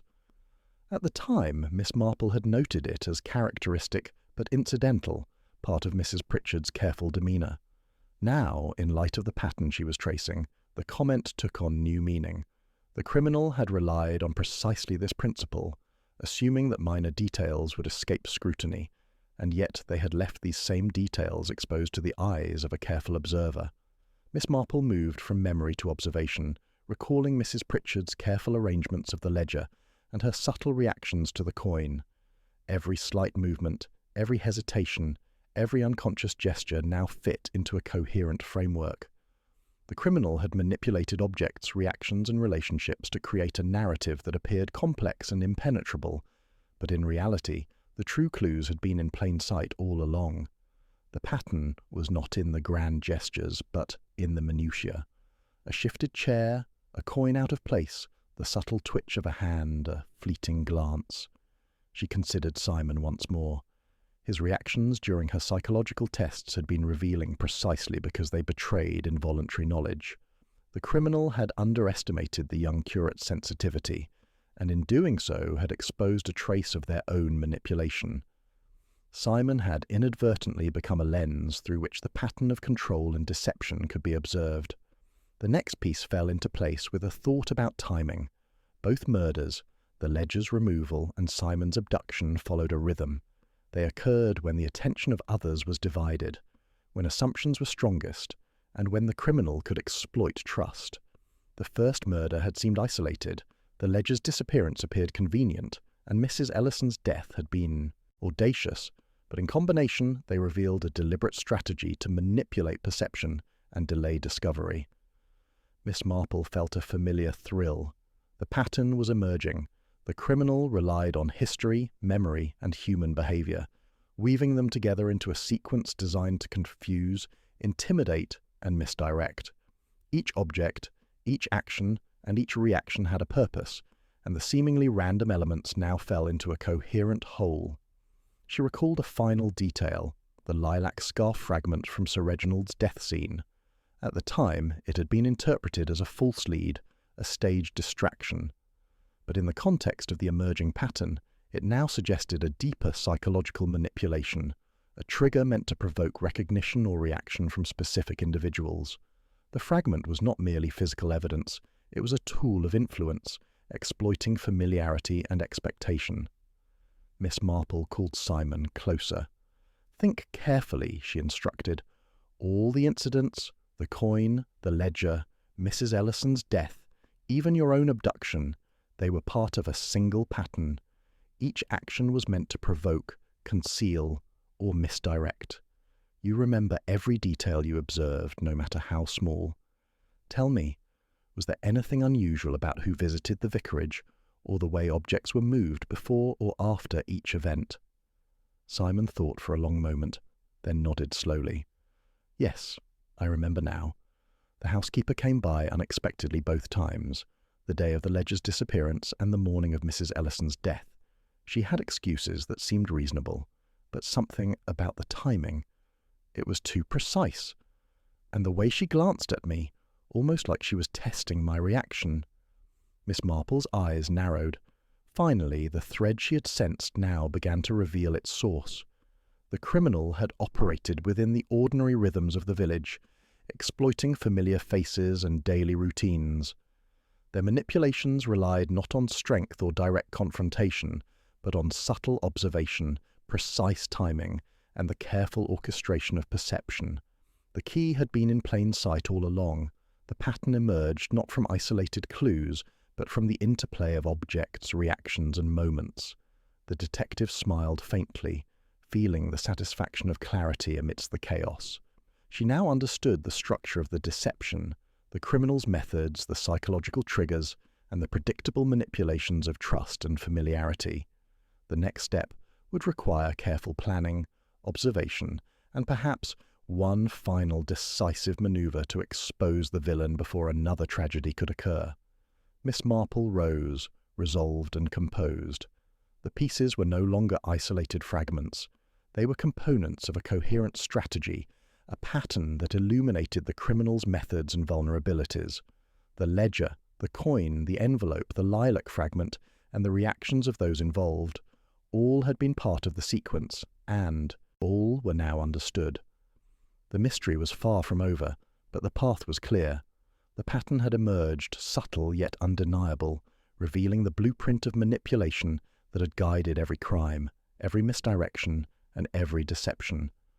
Miss Marple knew that with this insight, she could anticipate the next move of the perpetrator, protect the innocent, and finally bring the orchestrator of these carefully staged tragedies into the light. The shadows that had concealed the criminal's hand were thinning. Every misplaced object, every offhand comment, and every small gesture now made sense, forming a map of intent that had been there all along. Miss Marple, patient and perceptive, would follow that map to its inevitable conclusion.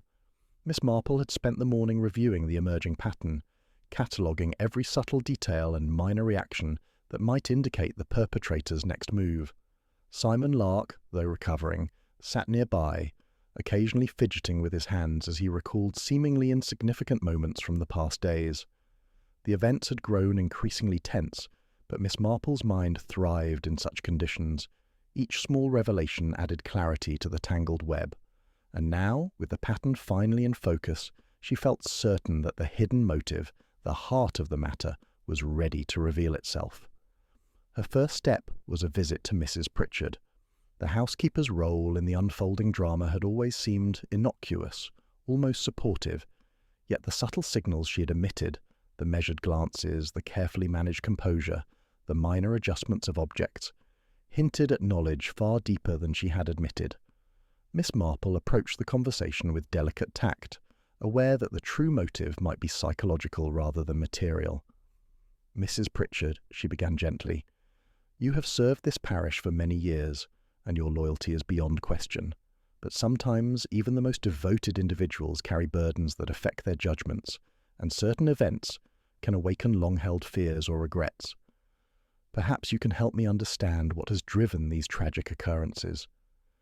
Mrs. Pritchard's hands trembled just slightly, a fleeting tremor that belied her otherwise steadfast posture. She lowered her eyes, and a faint flush crept across her cheeks. I did not want any harm to come," she said softly. "I never intended for anyone to be hurt. But I could not bear to see certain things repeated, mistakes of the past that must never be exposed again." Miss Marple's gaze sharpened. "Mistakes of the past? You mean events long ago before these recent tragedies?" The housekeeper nodded.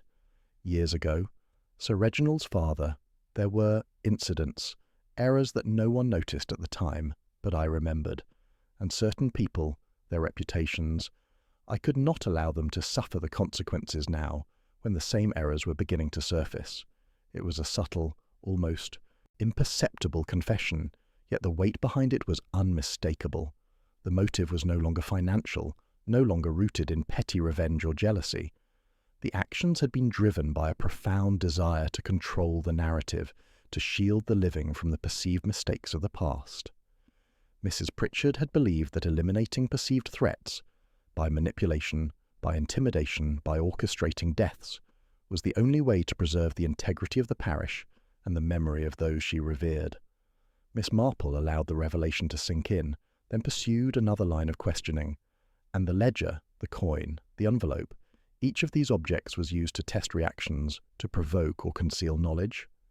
Yes, Mrs. Pritchard admitted, her voice nearly a whisper. I thought that if I could control what others saw, guide their perceptions carefully, I could prevent the truth of those past events from causing ruin. I never anticipated that the outcomes would spiral so far, that people would die, that even Simon would be endangered. Miss Marple's mind worked quickly. The hidden motive was a mixture of obsession, fear, and a misguided sense of duty. Mrs. Pritchard's psychology revealed a profound internal conflict: loyalty to her late master, a desire to protect reputations, and an overwhelming compulsion to control outcomes. Her intelligence and subtlety allowed her to manipulate the environment, yet her emotional entanglements had led to catastrophic miscalculations. The detective needed to understand how the same psychological drive could manifest in the recent murders. Mrs. Ellison's death, for example, had been executed to prevent her from revealing a seemingly trivial connection to the ledger, something Mrs. Pritchard believed would uncover long-hidden family improprieties. The precision of the crime, the absence of struggle, the deliberate placement of objects, all were consistent with a perpetrator who sought to dominate perception rather than simply inflict harm. Miss Marple leaned closer, her voice calm but firm. And Sir Reginald, his death was part of this same protective impulse? You believed that certain truths, if discovered, would damage the memory of his family or the parish? Mrs. Pritchard nodded slowly, tears brimming in her eyes. Yes, I loved Sir Reginald's father. I owed him loyalty beyond reason. And when Sir Reginald began asking questions, when he began noticing things I thought were buried, I panicked. I wanted to control what he could see, guide him away from the dangers I feared would emerge. I never meant for it to escalate. Never meant. Miss Marple observed the quiet horror in Mrs. Pritchard's expression. The depth of her devotion, twisted by fear and overzealous loyalty, had driven a series of crimes that were methodical yet tragic. The true villainy was not simple greed or malice. It was the dark side of obsession, the willingness to take extreme measures to prevent imagined consequences. Simon Lark, listening nearby, let out a breath he had been holding. So, it wasn't me, he said softly, relief evident. I thought I'd caused the mess, that I was being watched, that I'd done something wrong. You were never the orchestrator, Simon, Miss Marple assured him. You were a witness, a pawn, but not the hand that guided the sequence. The criminal's psychology relied on anticipation and manipulation, not brute action. That is why the subtle clues, the minor reactions, were so crucial. They revealed the mind behind the acts. The final piece fell into place when Miss Marple considered the escalation pattern. The vanishing ledger, the second murder, and Simon's near abduction were all extensions of Mrs. Pritchard's internal logic. She acted to preempt exposure, to control perception, and to preserve what she believed was the sanctity of both memory and reputation. The criminal's audacity was matched only by the psychological necessity she imposed upon herself, a belief that her extreme measures were justified, even when innocent lives were imperiled. Miss Marple allowed herself a brief pause, letting the full weight of the hidden motive settle into clarity. It was shocking not because it involved violence, power, or gain, but because it was so human in its origin. Love distorted by fear, devotion twisted into obsession, and loyalty carried to destructive extremes. Mrs. Pritchard's actions had been methodical, intelligent, and precise, yet they were inseparable from the psychological pressures that had shaped them. With a measured sigh, Miss Marple rose, turning to Simon and then to Mrs. Pritchard. "Now we understand the full motive. We can act with knowledge and compassion. The path forward requires not only accountability, but also recognition of the human factors that drove these events. Justice is necessary, but so is understanding the mind that led to such tragedy." Mrs. Pritchard lowered her gaze, weeping quietly, yet there was a faint sense of relief in her posture, as though the exposure of her inner torment had lessened its burden. Simon, still pale, seemed to grasp the extraordinary subtlety of the crime, how it had been driven not by greed or revenge, but by a deeply personal, almost obsessive compulsion to control and protect.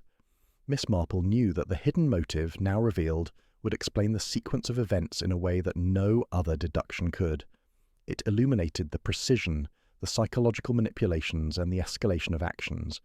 And, more importantly, it allowed her to anticipate the final stages of resolution, not merely by chasing objects or evidence, but by understanding the human mind that had orchestrated the entire tragedy.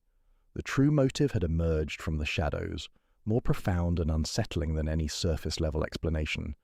It was a reminder that human psychology, fear, devotion, obsession, could drive actions far, beyond rational comprehension. Miss Marple, patient and perceptive, had unveiled the heart of the matter. The crime had never been about money, power, or revenge. It had been about loyalty, fear, and the desperate, misguided effort to protect what one believed must never be exposed. And with that revelation, she was prepared to bring the final act of the mystery to its inevitable, meticulously reasoned conclusion. Miss Marple had spent the afternoon preparing carefully. Every detail mattered now: the placement of objects, the presence of witnesses, the timing of the confrontation. The hidden motive had been revealed. Mrs. Pritchard's obsession with controlling perception and protecting the memory of Sir Reginald's family had driven her to extremes. She had calculated every action, orchestrated each deception, and manipulated those around her with subtle precision. Yet, she had overlooked one crucial factor: Miss Marple's patience and insight, and the human tendency to reveal oneself when under pressure. The trap would be simple, yet elegant. The vicarage sitting room, where the first clues had been discovered, was cleared of all unnecessary objects. Only the desk, a few chairs, and a conspicuous envelope, the same one that had vanished days earlier, remained. Miss Marple had rewritten the message on the envelope, preserving the tone but subtly altering it to suggest that the perpetrator had left behind a clue they had not intended to share. Simon Lark, now fully recovered, would be present as well. His role was both observer and participant, a test of reaction for the suspect. Miss Marple had explained that he was not to speak unless prompted, and that he should remain calm. The key was to allow Mrs. Pritchard to believe that the detective was unaware of the precise nature of her actions, while subtly guiding her toward revealing the truth herself. When Mrs. Pritchard arrived, she found the room arranged as Miss Marple had described. Her eyes immediately flicked to the envelope on the desk, recognition and apprehension crossing her face in a subtle, almost imperceptible manner. Miss Marple greeted her calmly as though no extraordinary tension hung in the air. "Good afternoon, Mrs. Pritchard," she said. "I hope you will sit with us for a moment. There are a few matters that require careful attention." Mrs. Pritchard obeyed, her hands clasped tightly in her lap. She seemed composed, yet her eyes betrayed a mixture of fear and curiosity, a silent calculation of what might be coming next. Miss Marple began in gentle, deliberate tones. "You have been most helpful in recounting your knowledge of recent events. Your loyalty and dedication are evident, and yet there are inconsistencies, small details that remain unexplained. The vanished ledger, the coin, the envelope, even certain actions regarding Simon Lark. These cannot be fully reconciled with chance or oversight." Mrs. Pritchard shifted in her seat, a faint tremor running through her hands. I do not understand," she said, her voice tight. "Of course," Miss Marple replied softly. "It is difficult to understand when one is so deeply invested in protecting what one perceives as the truth of the past. Yet the sequence of events, if observed carefully, reveals a pattern. Minor alterations, carefully timed actions, and manipulations of perception. These all point toward an underlying motive that is personal rather than material. The envelope was central now. Miss Marple allowed her gaze to linger on it, encouraging Mrs. Pritchard to follow the line of thought. "This message," she said, picking it up gently, "was meant to provoke reaction, to test observation.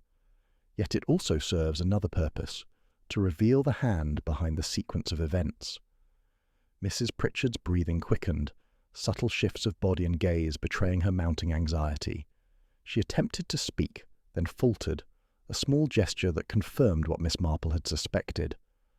"The truth, Mrs. Pritchard," Miss Marple continued, "is that the recent tragedies, the deaths, the manipulations, even the attempt upon Simon Lark, have all been orchestrated to prevent exposure of perceived errors of the past, a desire to protect memories, to shield reputations, but taken to a tragic extreme." Mrs. Pritchard's composure finally cracked. Her hands dropped to her lap, and a faint sob escaped her lips. I only wanted to protect them. I never meant for anyone to be hurt. I thought if I could control what people saw, if I could guide them, it would all be safe." Miss Marple inclined her head. "And yet the consequences have been anything but safe. The method, though clever, has relied on manipulation and fear, and it could not escape the pattern that observation reveals. The human element, our reactions, our instincts, cannot be fully controlled." Mrs. Pritchard's eyes widened as she began to comprehend the inevitability of discovery. Her mind raced for escape, for justification, but Miss Marple's calm, unyielding presence left no room for evasion.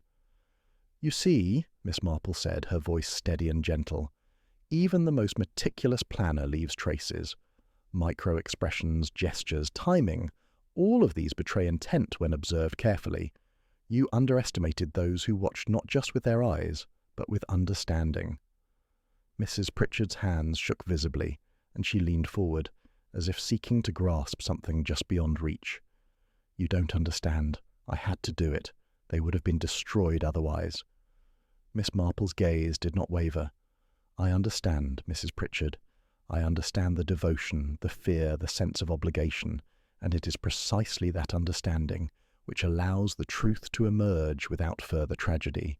You may be held accountable for the actions you have taken, but the why, the heart of your motive, is clear. That is the final piece of the puzzle."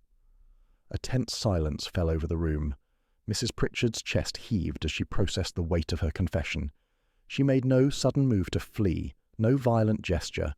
The realization that the detective had discerned the entirety of her motive, understood the psychological drivers behind her actions, and yet allowed her dignity to remain intact, seemed to unbalance her. Simon Lark, watching from his chair, let out a quiet sigh of relief. The trap had not required force, nor confrontation of threats, nor any dramatic revelation beyond observation, insight, and the careful orchestration of circumstance.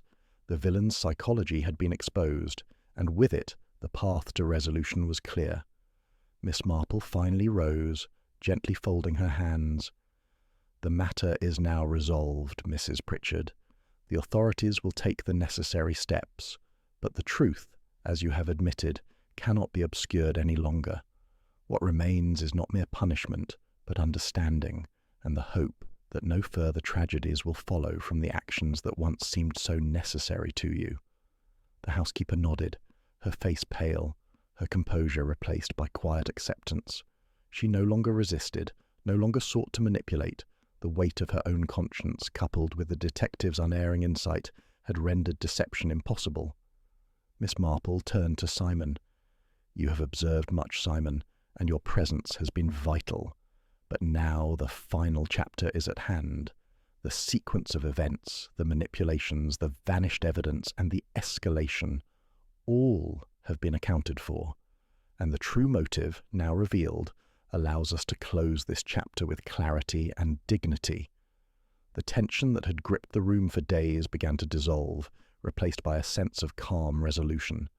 The criminal's desperate attempts at control had been neutralized, not through confrontation or force, but through the careful application of insight, patience, and understanding of human behaviour. The final confrontation had revealed not only the identity of the orchestrator, but also the deep, tragic motives that had driven her. As the afternoon sunlight slanted through the vicarage windows, Miss Marple observed the scene with quiet satisfaction. Justice would follow its course, but the human element, the fears, obsessions, and loyalty that had produced this tragedy, had been fully revealed. The detective had remained composed throughout, allowing the perpetrator to confront her own actions, to confess, and to grasp the inevitability of consequence. The final confrontation was complete. The trap had worked not through entrapment of the body, but through revelation of the mind. Every subtle gesture, every minor detail, and every carefully orchestrated event had been accounted for. Miss Marple had guided the narrative to its logical conclusion, preserving lives, exposing truth, and ensuring that the hidden motives, now fully revealed, would illuminate the tragedy in its entirety. And as she finally allowed herself to sit, the faintest smile touched her lips. The mystery of Sir Reginald's last sermon, and the subsequent horrors that had shaken St. Mary Mead, had been unravelled. The perpetrator's identity, the hidden psychology, and the chain of events, all were clear. The village could breathe once more, and Miss Marple, ever vigilant, knew that the power of careful observation and understanding of human nature had once again restored order to chaos. The village of St. Mary Mead had begun to settle into an uneasy calm. Mrs. Pritchard's confession had appeared to close the case entirely. The motives were laid bare, the manipulations exposed, and the deaths accounted for. Simon Lark, though still shaken, was reassured that he had played no culpable part in the crimes. The vicarage, once a stage for tension and fear, now seemed almost ordinary, sunlight streaming through the curtains as though nothing had ever happened. Miss Marple, however, felt a subtle restlessness, an instinct that the story had not yet reached its true conclusion. She had learned, over many years, that appearances could be deceiving. A seemingly complete picture might conceal layers not immediately evident. Even with Mrs. Pritchard's admission, her detective's intuition whispered that there remained something overlooked, something minor yet crucial, perhaps buried in the smallest, most unassuming detail. It began with the ledger. After Mrs. Pritchard's confession, the authorities had returned it to its rightful place, its pages carefully examined and catalogued. Miss Marple, however, could not resist one final glance. Something about the ledger's arrangement had felt deliberate beyond what Mrs. Pritchard had admitted. Certain entries had been crossed out, notes scrawled in margins, and a faint imprint of another hand lingered beneath the ink, barely perceptible, almost invisible. She ran her fingers lightly over the page, tilting it toward the light, and her heart quickened. There were annotations, subtle and precise, that Mrs. Pritchard could not have written, at least not without leaving a far more noticeable signature of her hand. Miss Marple's mind began tracing connections. The ledger had been central to the manipulation of perception, but who else had access? Simon, of course, had been aware, but he was innocent. Sir Reginald himself was gone. The only other possibilities were the family members, the villagers, or someone who had remained inconspicuously nearby, always observing, always silent. She recalled small moments over the past days. The vicar, who had been unusually composed during questioning, Mrs. Ellison's cousin, who had seemed excessively interested in minor details, and most notably Mr. Gibbons, the parish solicitor, who had appeared deferential yet unusually insistent that Miss Marple follow protocol when examining records. His presence had been unremarkable, but in retrospect, the faint smirk that crossed his face when she suggested looking deeper at the ledger now seemed more sinister than benign. Miss Marple summoned Simon. "We must revisit the ledger carefully," she said. "I believe there is more here than even Mrs. Pritchard revealed. Something subtle, almost invisible, but significant enough to alter our understanding of these events." Simon looked uncertain, but obediently leaned over the desk as Miss Marple worked the pages. The faint imprints became clearer under her careful examination, a series of notations that corresponded not to dates or entries, but to the timing and orchestration of each event: the first murder, the ledger's disappearance, Mrs. Ellison's death, even the placement of the cord used on Simon. Each mark was precise, analytical, as if mapping the sequence of chaos with mathematical care. Miss Marple's mind raced. Whoever had made these entries had intimate knowledge of the events, the timing, and the reactions of everyone involved. Mrs. Pritchard had acted from emotional compulsion and fear.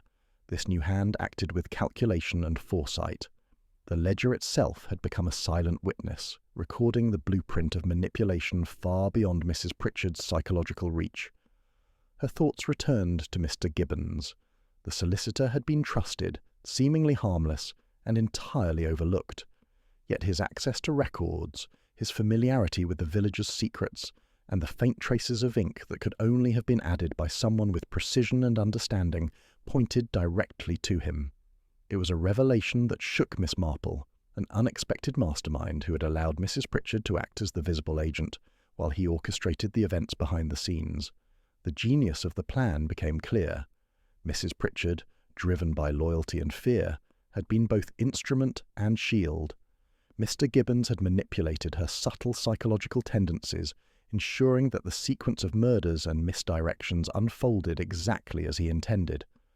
The first tragedy, the vanishing ledger, the false victory, all had been guided by his hand, leaving Mrs. Pritchard to absorb the blame when the web of events finally began to unravel. Miss Marple allowed the weight of the realization to settle. This was no mere criminal act. It was an elaborate exercise in control, deception, and psychological manipulation. The hidden motive was compounded. Mr. Gibbons sought influence over the parish, control of reputations, and perhaps a perverse satisfaction in orchestrating human behavior with precision. Every subtle action, every letter, every object, every glance, had been calculated to direct outcomes while keeping him invisible. With measured resolve, Miss Marple arranged to meet Mr. Gibbons at his office under the pretence of reviewing the ledger together. He greeted her with his usual calm, unaware of the scrutiny he now faced. "Ah, Miss Marple," he said smoothly, "I trust we can resolve this matter efficiently. Mrs. Pritchard has confessed, and the authorities are satisfied." Miss Marple, serene yet incisive, allowed a faint smile. "Yes, Mr. Gibbons, she has confessed, but there remain annotations in the ledger, faint traces that reveal an additional hand. Care to explain them?" The solicitor's eyes flickered briefly, a micro-expression of tension barely perceptible. "Annotations? I do not understand what you mean." Miss Marple leaned forward slightly, her gaze unwavering. "These marks," she said, pointing to the subtle imprints, "map out the timing, the actions, the manipulations of recent events. They could not have been made by Mrs. Pritchard. Someone else, someone with knowledge, access and control, added them. Do you understand what I am suggesting, Mr. Gibbons?" The change was instantaneous. Mr. Gibbons' composure faltered, his hands clenching the edge of the desk. A slight tremor betrayed his inner panic. I had no... It was not my intention," he stammered. Miss Marple's voice remained calm, unyielding. "Yet intention is irrelevant in the face of evidence. The ledger shows your hand, and the sequence of manipulation points to one who could anticipate every reaction, direct every move, and remain unseen until the proper moment. You relied on Mrs. Pritchard's psychological tendencies, using her loyalty and fear to achieve your aims while maintaining your own invisibility. And yet, a careful eye observes all, even when the hand behind the curtain believes it is safe." Mr. Gibbons's eyes darted toward the door, a fleeting attempt at escape, but it was futile. Miss Marple had anticipated this, positioning herself and ensuring that both Simon and the local constable were present. The tension reached its zenith as he realized the trap was complete. No misdirection, no subtlety, no clever manipulation could save him now. I only guided," he began, his voice breaking. "I never wished for... The consequences of your actions, Mr. Gibbons, are now visible," Miss Marple interrupted gently. "Your orchestration, your invisible hand, and your exploitation of human nature have caused tragedy. The time for subtlety is over." He slumped back, finally admitting defeat. The last-minute twist, the revelation of the true mastermind, had been unveiled, leaving him exposed and vulnerable. His carefully constructed facade, the brilliance of his manipulation, could no longer shield him. The ledger, so innocuous at first glance, had recorded the evidence of his orchestration with an unerring accuracy, revealing the depth of his planning and the extraordinary lengths to which he had gone to manipulate both events and people. Simon Lark exhaled quietly, a mix of relief and astonishment crossing his face. The village of St. Mary Mead had endured enough uncertainty, and now, with the final revelation, the full scope of the tragedy was visible. The intertwining motives, the psychological manipulations, and the carefully hidden hand of Mr. Gibbons. Miss Marple, composed and serene, closed the ledger gently. She had anticipated the unexpected, traced the subtle pattern, and revealed the final truth. The village, the innocent, and even Mrs. Pritchard herself could now find resolution, for the real architect of the events had been uncovered. The case, at long last, was complete, but not without its final, astonishing twist, which had tested the detective's genius to its utmost limits. As the solicitor was led away, flustered and defeated, Miss Marple remained in the quiet office, reflecting. The genius of a criminal mind can deceive, manipulate, and intimidate, but no cunning, however subtle, can elude the careful observation of a mind attuned to the nuances of human behaviour. The last-minute twist had tested her, as all mysteries do, but it had only confirmed the enduring truth. Patience, insight, and understanding of human nature triumph over even the most ingenious of schemes. The village of St. Mary Mead had returned, at least superficially, to its familiar rhythm. Children played along the lanes, the church bells rang with measured regularity, and the gossiping neighbours resumed their discreet conversations in cosy parlours. Yet beneath the surface the echoes of recent events lingered, subtle and uneasy. Sir Reginald's death, the disappearance of the ledger, Mrs. Ellison's tragic end, Simon Lark's near abduction, and the final exposure of Mr. Gibbons as the mastermind had left a mark, one that would not vanish simply because life resumed its outward normalcy. Miss Marple had insisted on remaining in the village for a few days longer, ensuring that every loose thread was tied, that no minor detail had been overlooked. She had watched Mrs. Pritchard with gentle curiosity, noting the housekeeper's conflicted expressions. While the law would take its course, it was important, she knew, to observe the human consequences beyond formal justice. People often act from fear, devotion, or misunderstanding, and understanding these motivations was as vital as the exposure of the crimes themselves. It was mid-morning when the constable arrived, accompanied by a courier carrying a small package from the county authorities. The letter inside informed the village that Mr. Gibbons had been taken into formal custody. While no formal charges had yet been filed, the evidence was compelling. The ledger, the annotations, and the testimonies of witnesses, including Mrs. Pritchard herself, created an airtight case. Justice, it seemed, would be served, at least in the legal sense. Miss Marple studied the scene carefully, then beckoned Simon closer. "You observed much, Simon, during the tumult of these events," she said. "And yet, even as we see justice approaching, there remain subtleties that most overlook. Would you like me to explain the final lessons this case offers?" Simon nodded eagerly, eager for reassurance and understanding. "The first," Miss Marple began, "is that the smallest, most trivial-seeming details can hold the key to truth. The shifted chair in the vicarage, the coin out of place, the envelope's mysterious disappearance, these were all indicators, subtle signals left either intentionally or unconsciously to reveal patterns to a careful observer.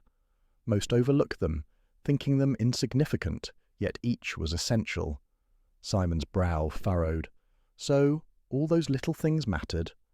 "Every one of them," she confirmed. "The criminal, Mr. Gibbons in this instance, relied on people not noticing these small cues, assuming that ordinary behaviour would suffice to hide his manipulations. But in truth, the minor gestures and subtle anomalies created a map, a blueprint of his actions, and it is precisely this map that allowed me to reconstruct the sequence of events." She picked up the ledger once more, holding it delicately. The annotations here, barely perceptible at first, were the final revelation. They linked the timeline of the murders, the vanishing evidence, and the manipulations of perception to a single calculating hand.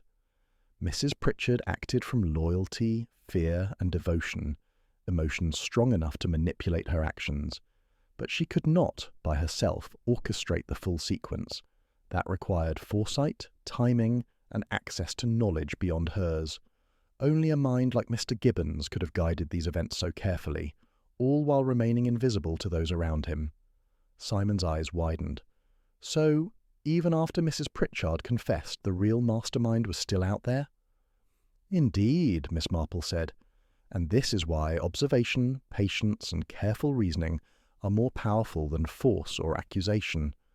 One must notice what is overlooked, consider what is assumed, and follow the quiet trail of human behavior and logic. Each clue, each subtle sign, had a purpose. Even the vanishing evidence meant to mislead was itself a sign pointing toward the manipulator. Only by piecing these threads together could the final truth emerge. Miss Marple paused, letting her words sink in. Simon considered them, realizing that the resolution of a mystery was rarely about dramatic gestures alone. It was about perception, psychology, and attention to minute detail. And yet, Miss Marple continued, a faint smile playing on her lips, justice is not always clean or complete. While Mr. Gibbons is apprehended, there remain subtle consequences that law cannot fully address. Human lives have been altered, reputations tested, and emotions bruised. Mrs. Pritchard's devotion, though misguided, has left scars, both visible and unseen, and even those we trust most can be swayed by fear, obsession, or misplaced loyalty. One must always remember that the human mind is as intricate and unpredictable as any mystery itself. Simon nodded slowly, absorbing the weight of her words. So, the case isn't entirely closed in a way. Legally, it is advancing toward closure, Miss Marple agreed. But, in terms of human consequence, there is always some residue, some echo, and that is the final lesson. Even when justice is served, one must observe, reflect, and understand, so that the next time human nature is tested, we are better prepared to recognize subtle patterns before tragedy unfolds. She gestured toward the vicarage window, where sunlight glinted on the quiet garden. Consider the lilac scarf fragment, the subtle glances of Mrs. Pritchard, the vanished ledger, and the micro-expressions of Mr. Gibbons. Each played a role in the unfolding drama. Each told a story of human frailty and calculation. It is in noticing these small yet critical signals that one can stay a step ahead. Not to manipulate, but to prevent, to understand, and ultimately to protect. Simon exhaled, a mixture of relief and newfound comprehension. I see now. I thought the truth was obvious after Mrs. Pritchard confessed, but it was only by connecting all the dots that everything made sense. Miss Marple inclined her head. Exactly, Simon. Confession alone does not always reveal the entirety of motive or manipulation. Evidence, observation, and understanding human psychology complete the picture. It is in these subtle spaces between action and reaction that the truth is hidden, and it is only the patient observer who can bring it fully to light. The constable returned briefly, signalling that Mr. Gibbons would be escorted to the county authorities, where the formal charges would follow. Miss Marple allowed the official procedures to take their course, knowing that the legal machinery, combined with her revelations, would ensure a just outcome. Yet even as she watched, she understood that the echoes of the mystery would linger in St. Mary Mead, in whispered conversations, in reflective glances, and in the way villagers approached trust and loyalty in the days to come. Finally she rose, moving to the door to look out at the quiet village lanes. Simon lingered, still thoughtful, while Mrs. Pritchard sat quietly, processing the events and her own role in them. Miss Marple allowed herself a moment of reflection, appreciating the delicate balance of justice, human nature, and the subtle art of observation. She had anticipated the unexpected, discerned the hidden pattern, and revealed the ultimate truth. The case had been solved, but not without leaving behind a reminder that human motives, both noble and misguided, are rarely simple. And as the sunlight touched the garden, illuminating the lilac bushes once more, Miss Marple allowed herself a faint, knowing smile. Justice, in its formal sense, would follow. but the deeper, subtler truths, revealed through patience, insight, and the careful reading of human behavior, would endure far longer, guiding those who observed closely to recognize patterns, prevent tragedy, and understand the complexities of the human heart. In St. Mary Mead, the mystery had concluded, yet the lessons remained. Subtlety matters, observation matters, and understanding human nature is the greatest safeguard of all. Miss Marple had once again stayed one step ahead, revealing not only the facts of a crime, but the hidden threads of motive, manipulation, and consequence that had governed its course. And in doing so, she ensured that both justice and understanding would be preserved, leaving the village, and those within it, with a sense of clarity that few could have anticipated. Miss Marple walked slowly down the lane that led away from the vicarage, the late afternoon sun casting long, golden shadows across the village of St. Mary Mead. The village had resumed its quiet rhythms, the air now carrying a calm that seemed almost ordinary after days of tension and tragedy. Children's laughter rang out faintly from the distant green, neighbours exchanged the usual polite nods, and the scent of freshly baked bread drifted from open windows. Yet, as always, Miss Marple's eyes saw more than the surface tranquillity suggested. There were subtle irregularities, delicate anomalies that spoke of human nature's enduring unpredictability. Her mind traced the events of the past weeks with the habitual meticulousness of a seasoned observer. Mrs. Pritchard's misguided loyalty, Mr. Gibbons' calculated manipulations, Simon Lark's near involvement, all had been revealed, dissected, and understood. Justice would take its course, the authorities would record the evidence, and the village would slowly heal. Yet, despite the resolution, a faint unease lingered in Miss Marple's consciousness. Something, a detail almost imperceptible, still did not sit entirely right. She paused by the small iron gate at the edge of the vicarage grounds and glanced back toward the house.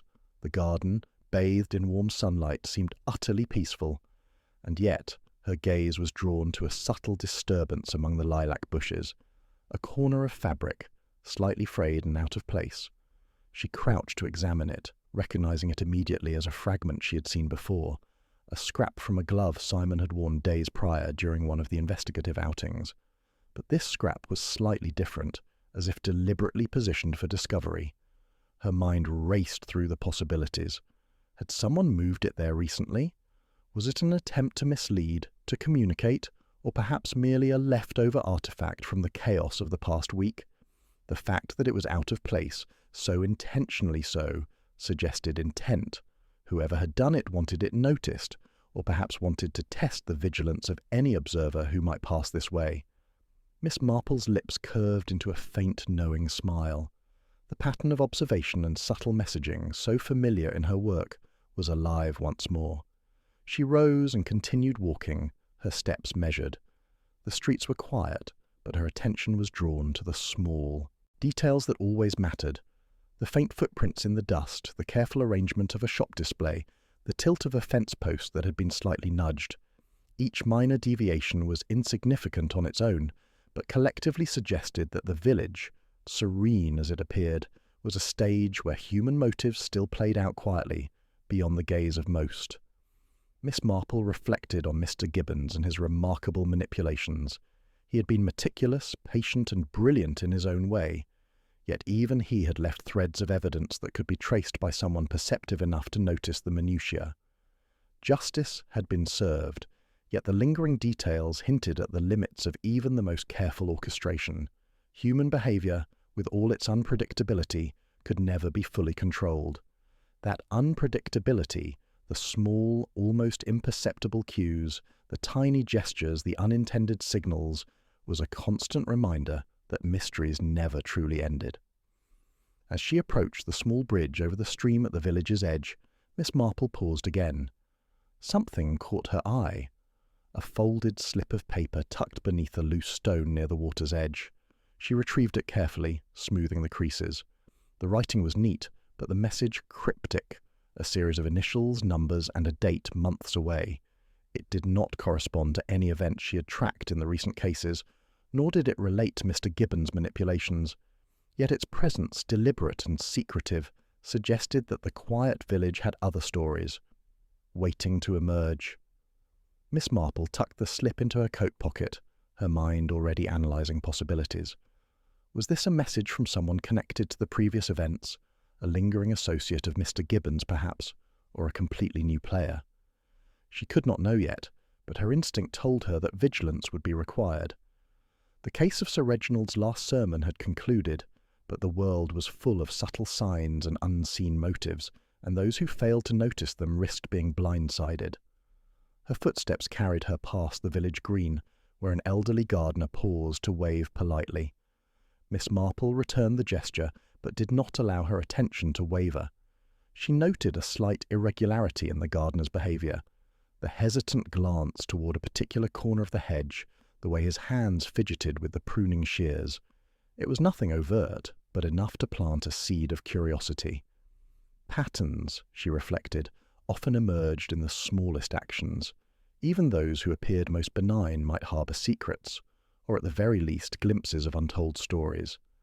Miss Marple's mind wandered back to Simon. He had seen much, learned much, but had yet to understand fully the depth of human subtlety. Observation, she thought, is the art of noticing what others ignore, of following the invisible threads that connect human behaviour to motive and consequence.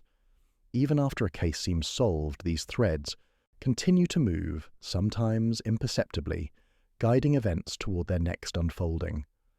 By the time she reached the outskirts of the village, the sun was dipping behind the hills, casting long shadows across the fields. The evening air carried a crispness that hinted at change, of mysteries yet to emerge. She paused, glancing back towards St. Mary Mead, her mind reflecting on the lessons of the past weeks. The careful orchestration by Mr. Gibbons, the loyal yet misguided actions of Mrs. Pritchard, the near tragedies that could have been avoided with just slightly more vigilance. Justice had been administered, yet even justice left threads dangling, whispers of possibilities, and the subtle movements of human ambition and fear. Miss Marple continued her walk slowly, deliberately, noting the slight rustle of leaves, the distant bark of a dog, and the faint glimmer of light in a window where no one was expected. She realized that the village, peaceful as it appeared, held countless untold stories, and that each new day could reveal the unexpected. The slip of paper she had found, the odd glances she had observed, the minor anomalies in behaviour, these were not to be ignored. Each could be the start of something far more intricate, a mystery as delicate and complex as the last. As twilight settled, she finally reached the edge of a familiar path, leading into the surrounding countryside. Pausing, she looked back one last time at the village she had helped protect and untangle from its recent horrors. The lights glimmered warmly in the cottages, a reassuring glow, yet her mind remained alert. One small detail, one subtle signal, could always signal another story waiting to unfold. The case of Sir Reginald's last sermon had ended, but the threads of human behaviour, curiosity, and hidden motive would always create new mysteries. Miss Marple adjusted her coat against the chill evening air, a faint smile on her lips. The village would rest tonight, and yet she knew she would keep watch, mentally tracing invisible threads, following whispers of subtle clues, and anticipating the next enigma that would require careful observation and insight. The mystery, she understood, never truly ends. There is always another question, another anomaly, another small, almost imperceptible detail that leads to a story yet untold. And so she walked on, the village fading behind her, leaving a lingering sense of anticipation in the quiet air. The case was closed, yet the game of observation, deduction, and human understanding would continue. Somewhere, perhaps even nearby, another secret waited for its time to emerge. And when it did, Miss Marple would be ready, as always, to notice the unnoticed, to connect the seemingly unrelated, and to unravel the threads of mystery that others failed to see. Even in a village as peaceful as St. Mary Mead, the truth knew no rest, and neither did the detective who had learned to read it.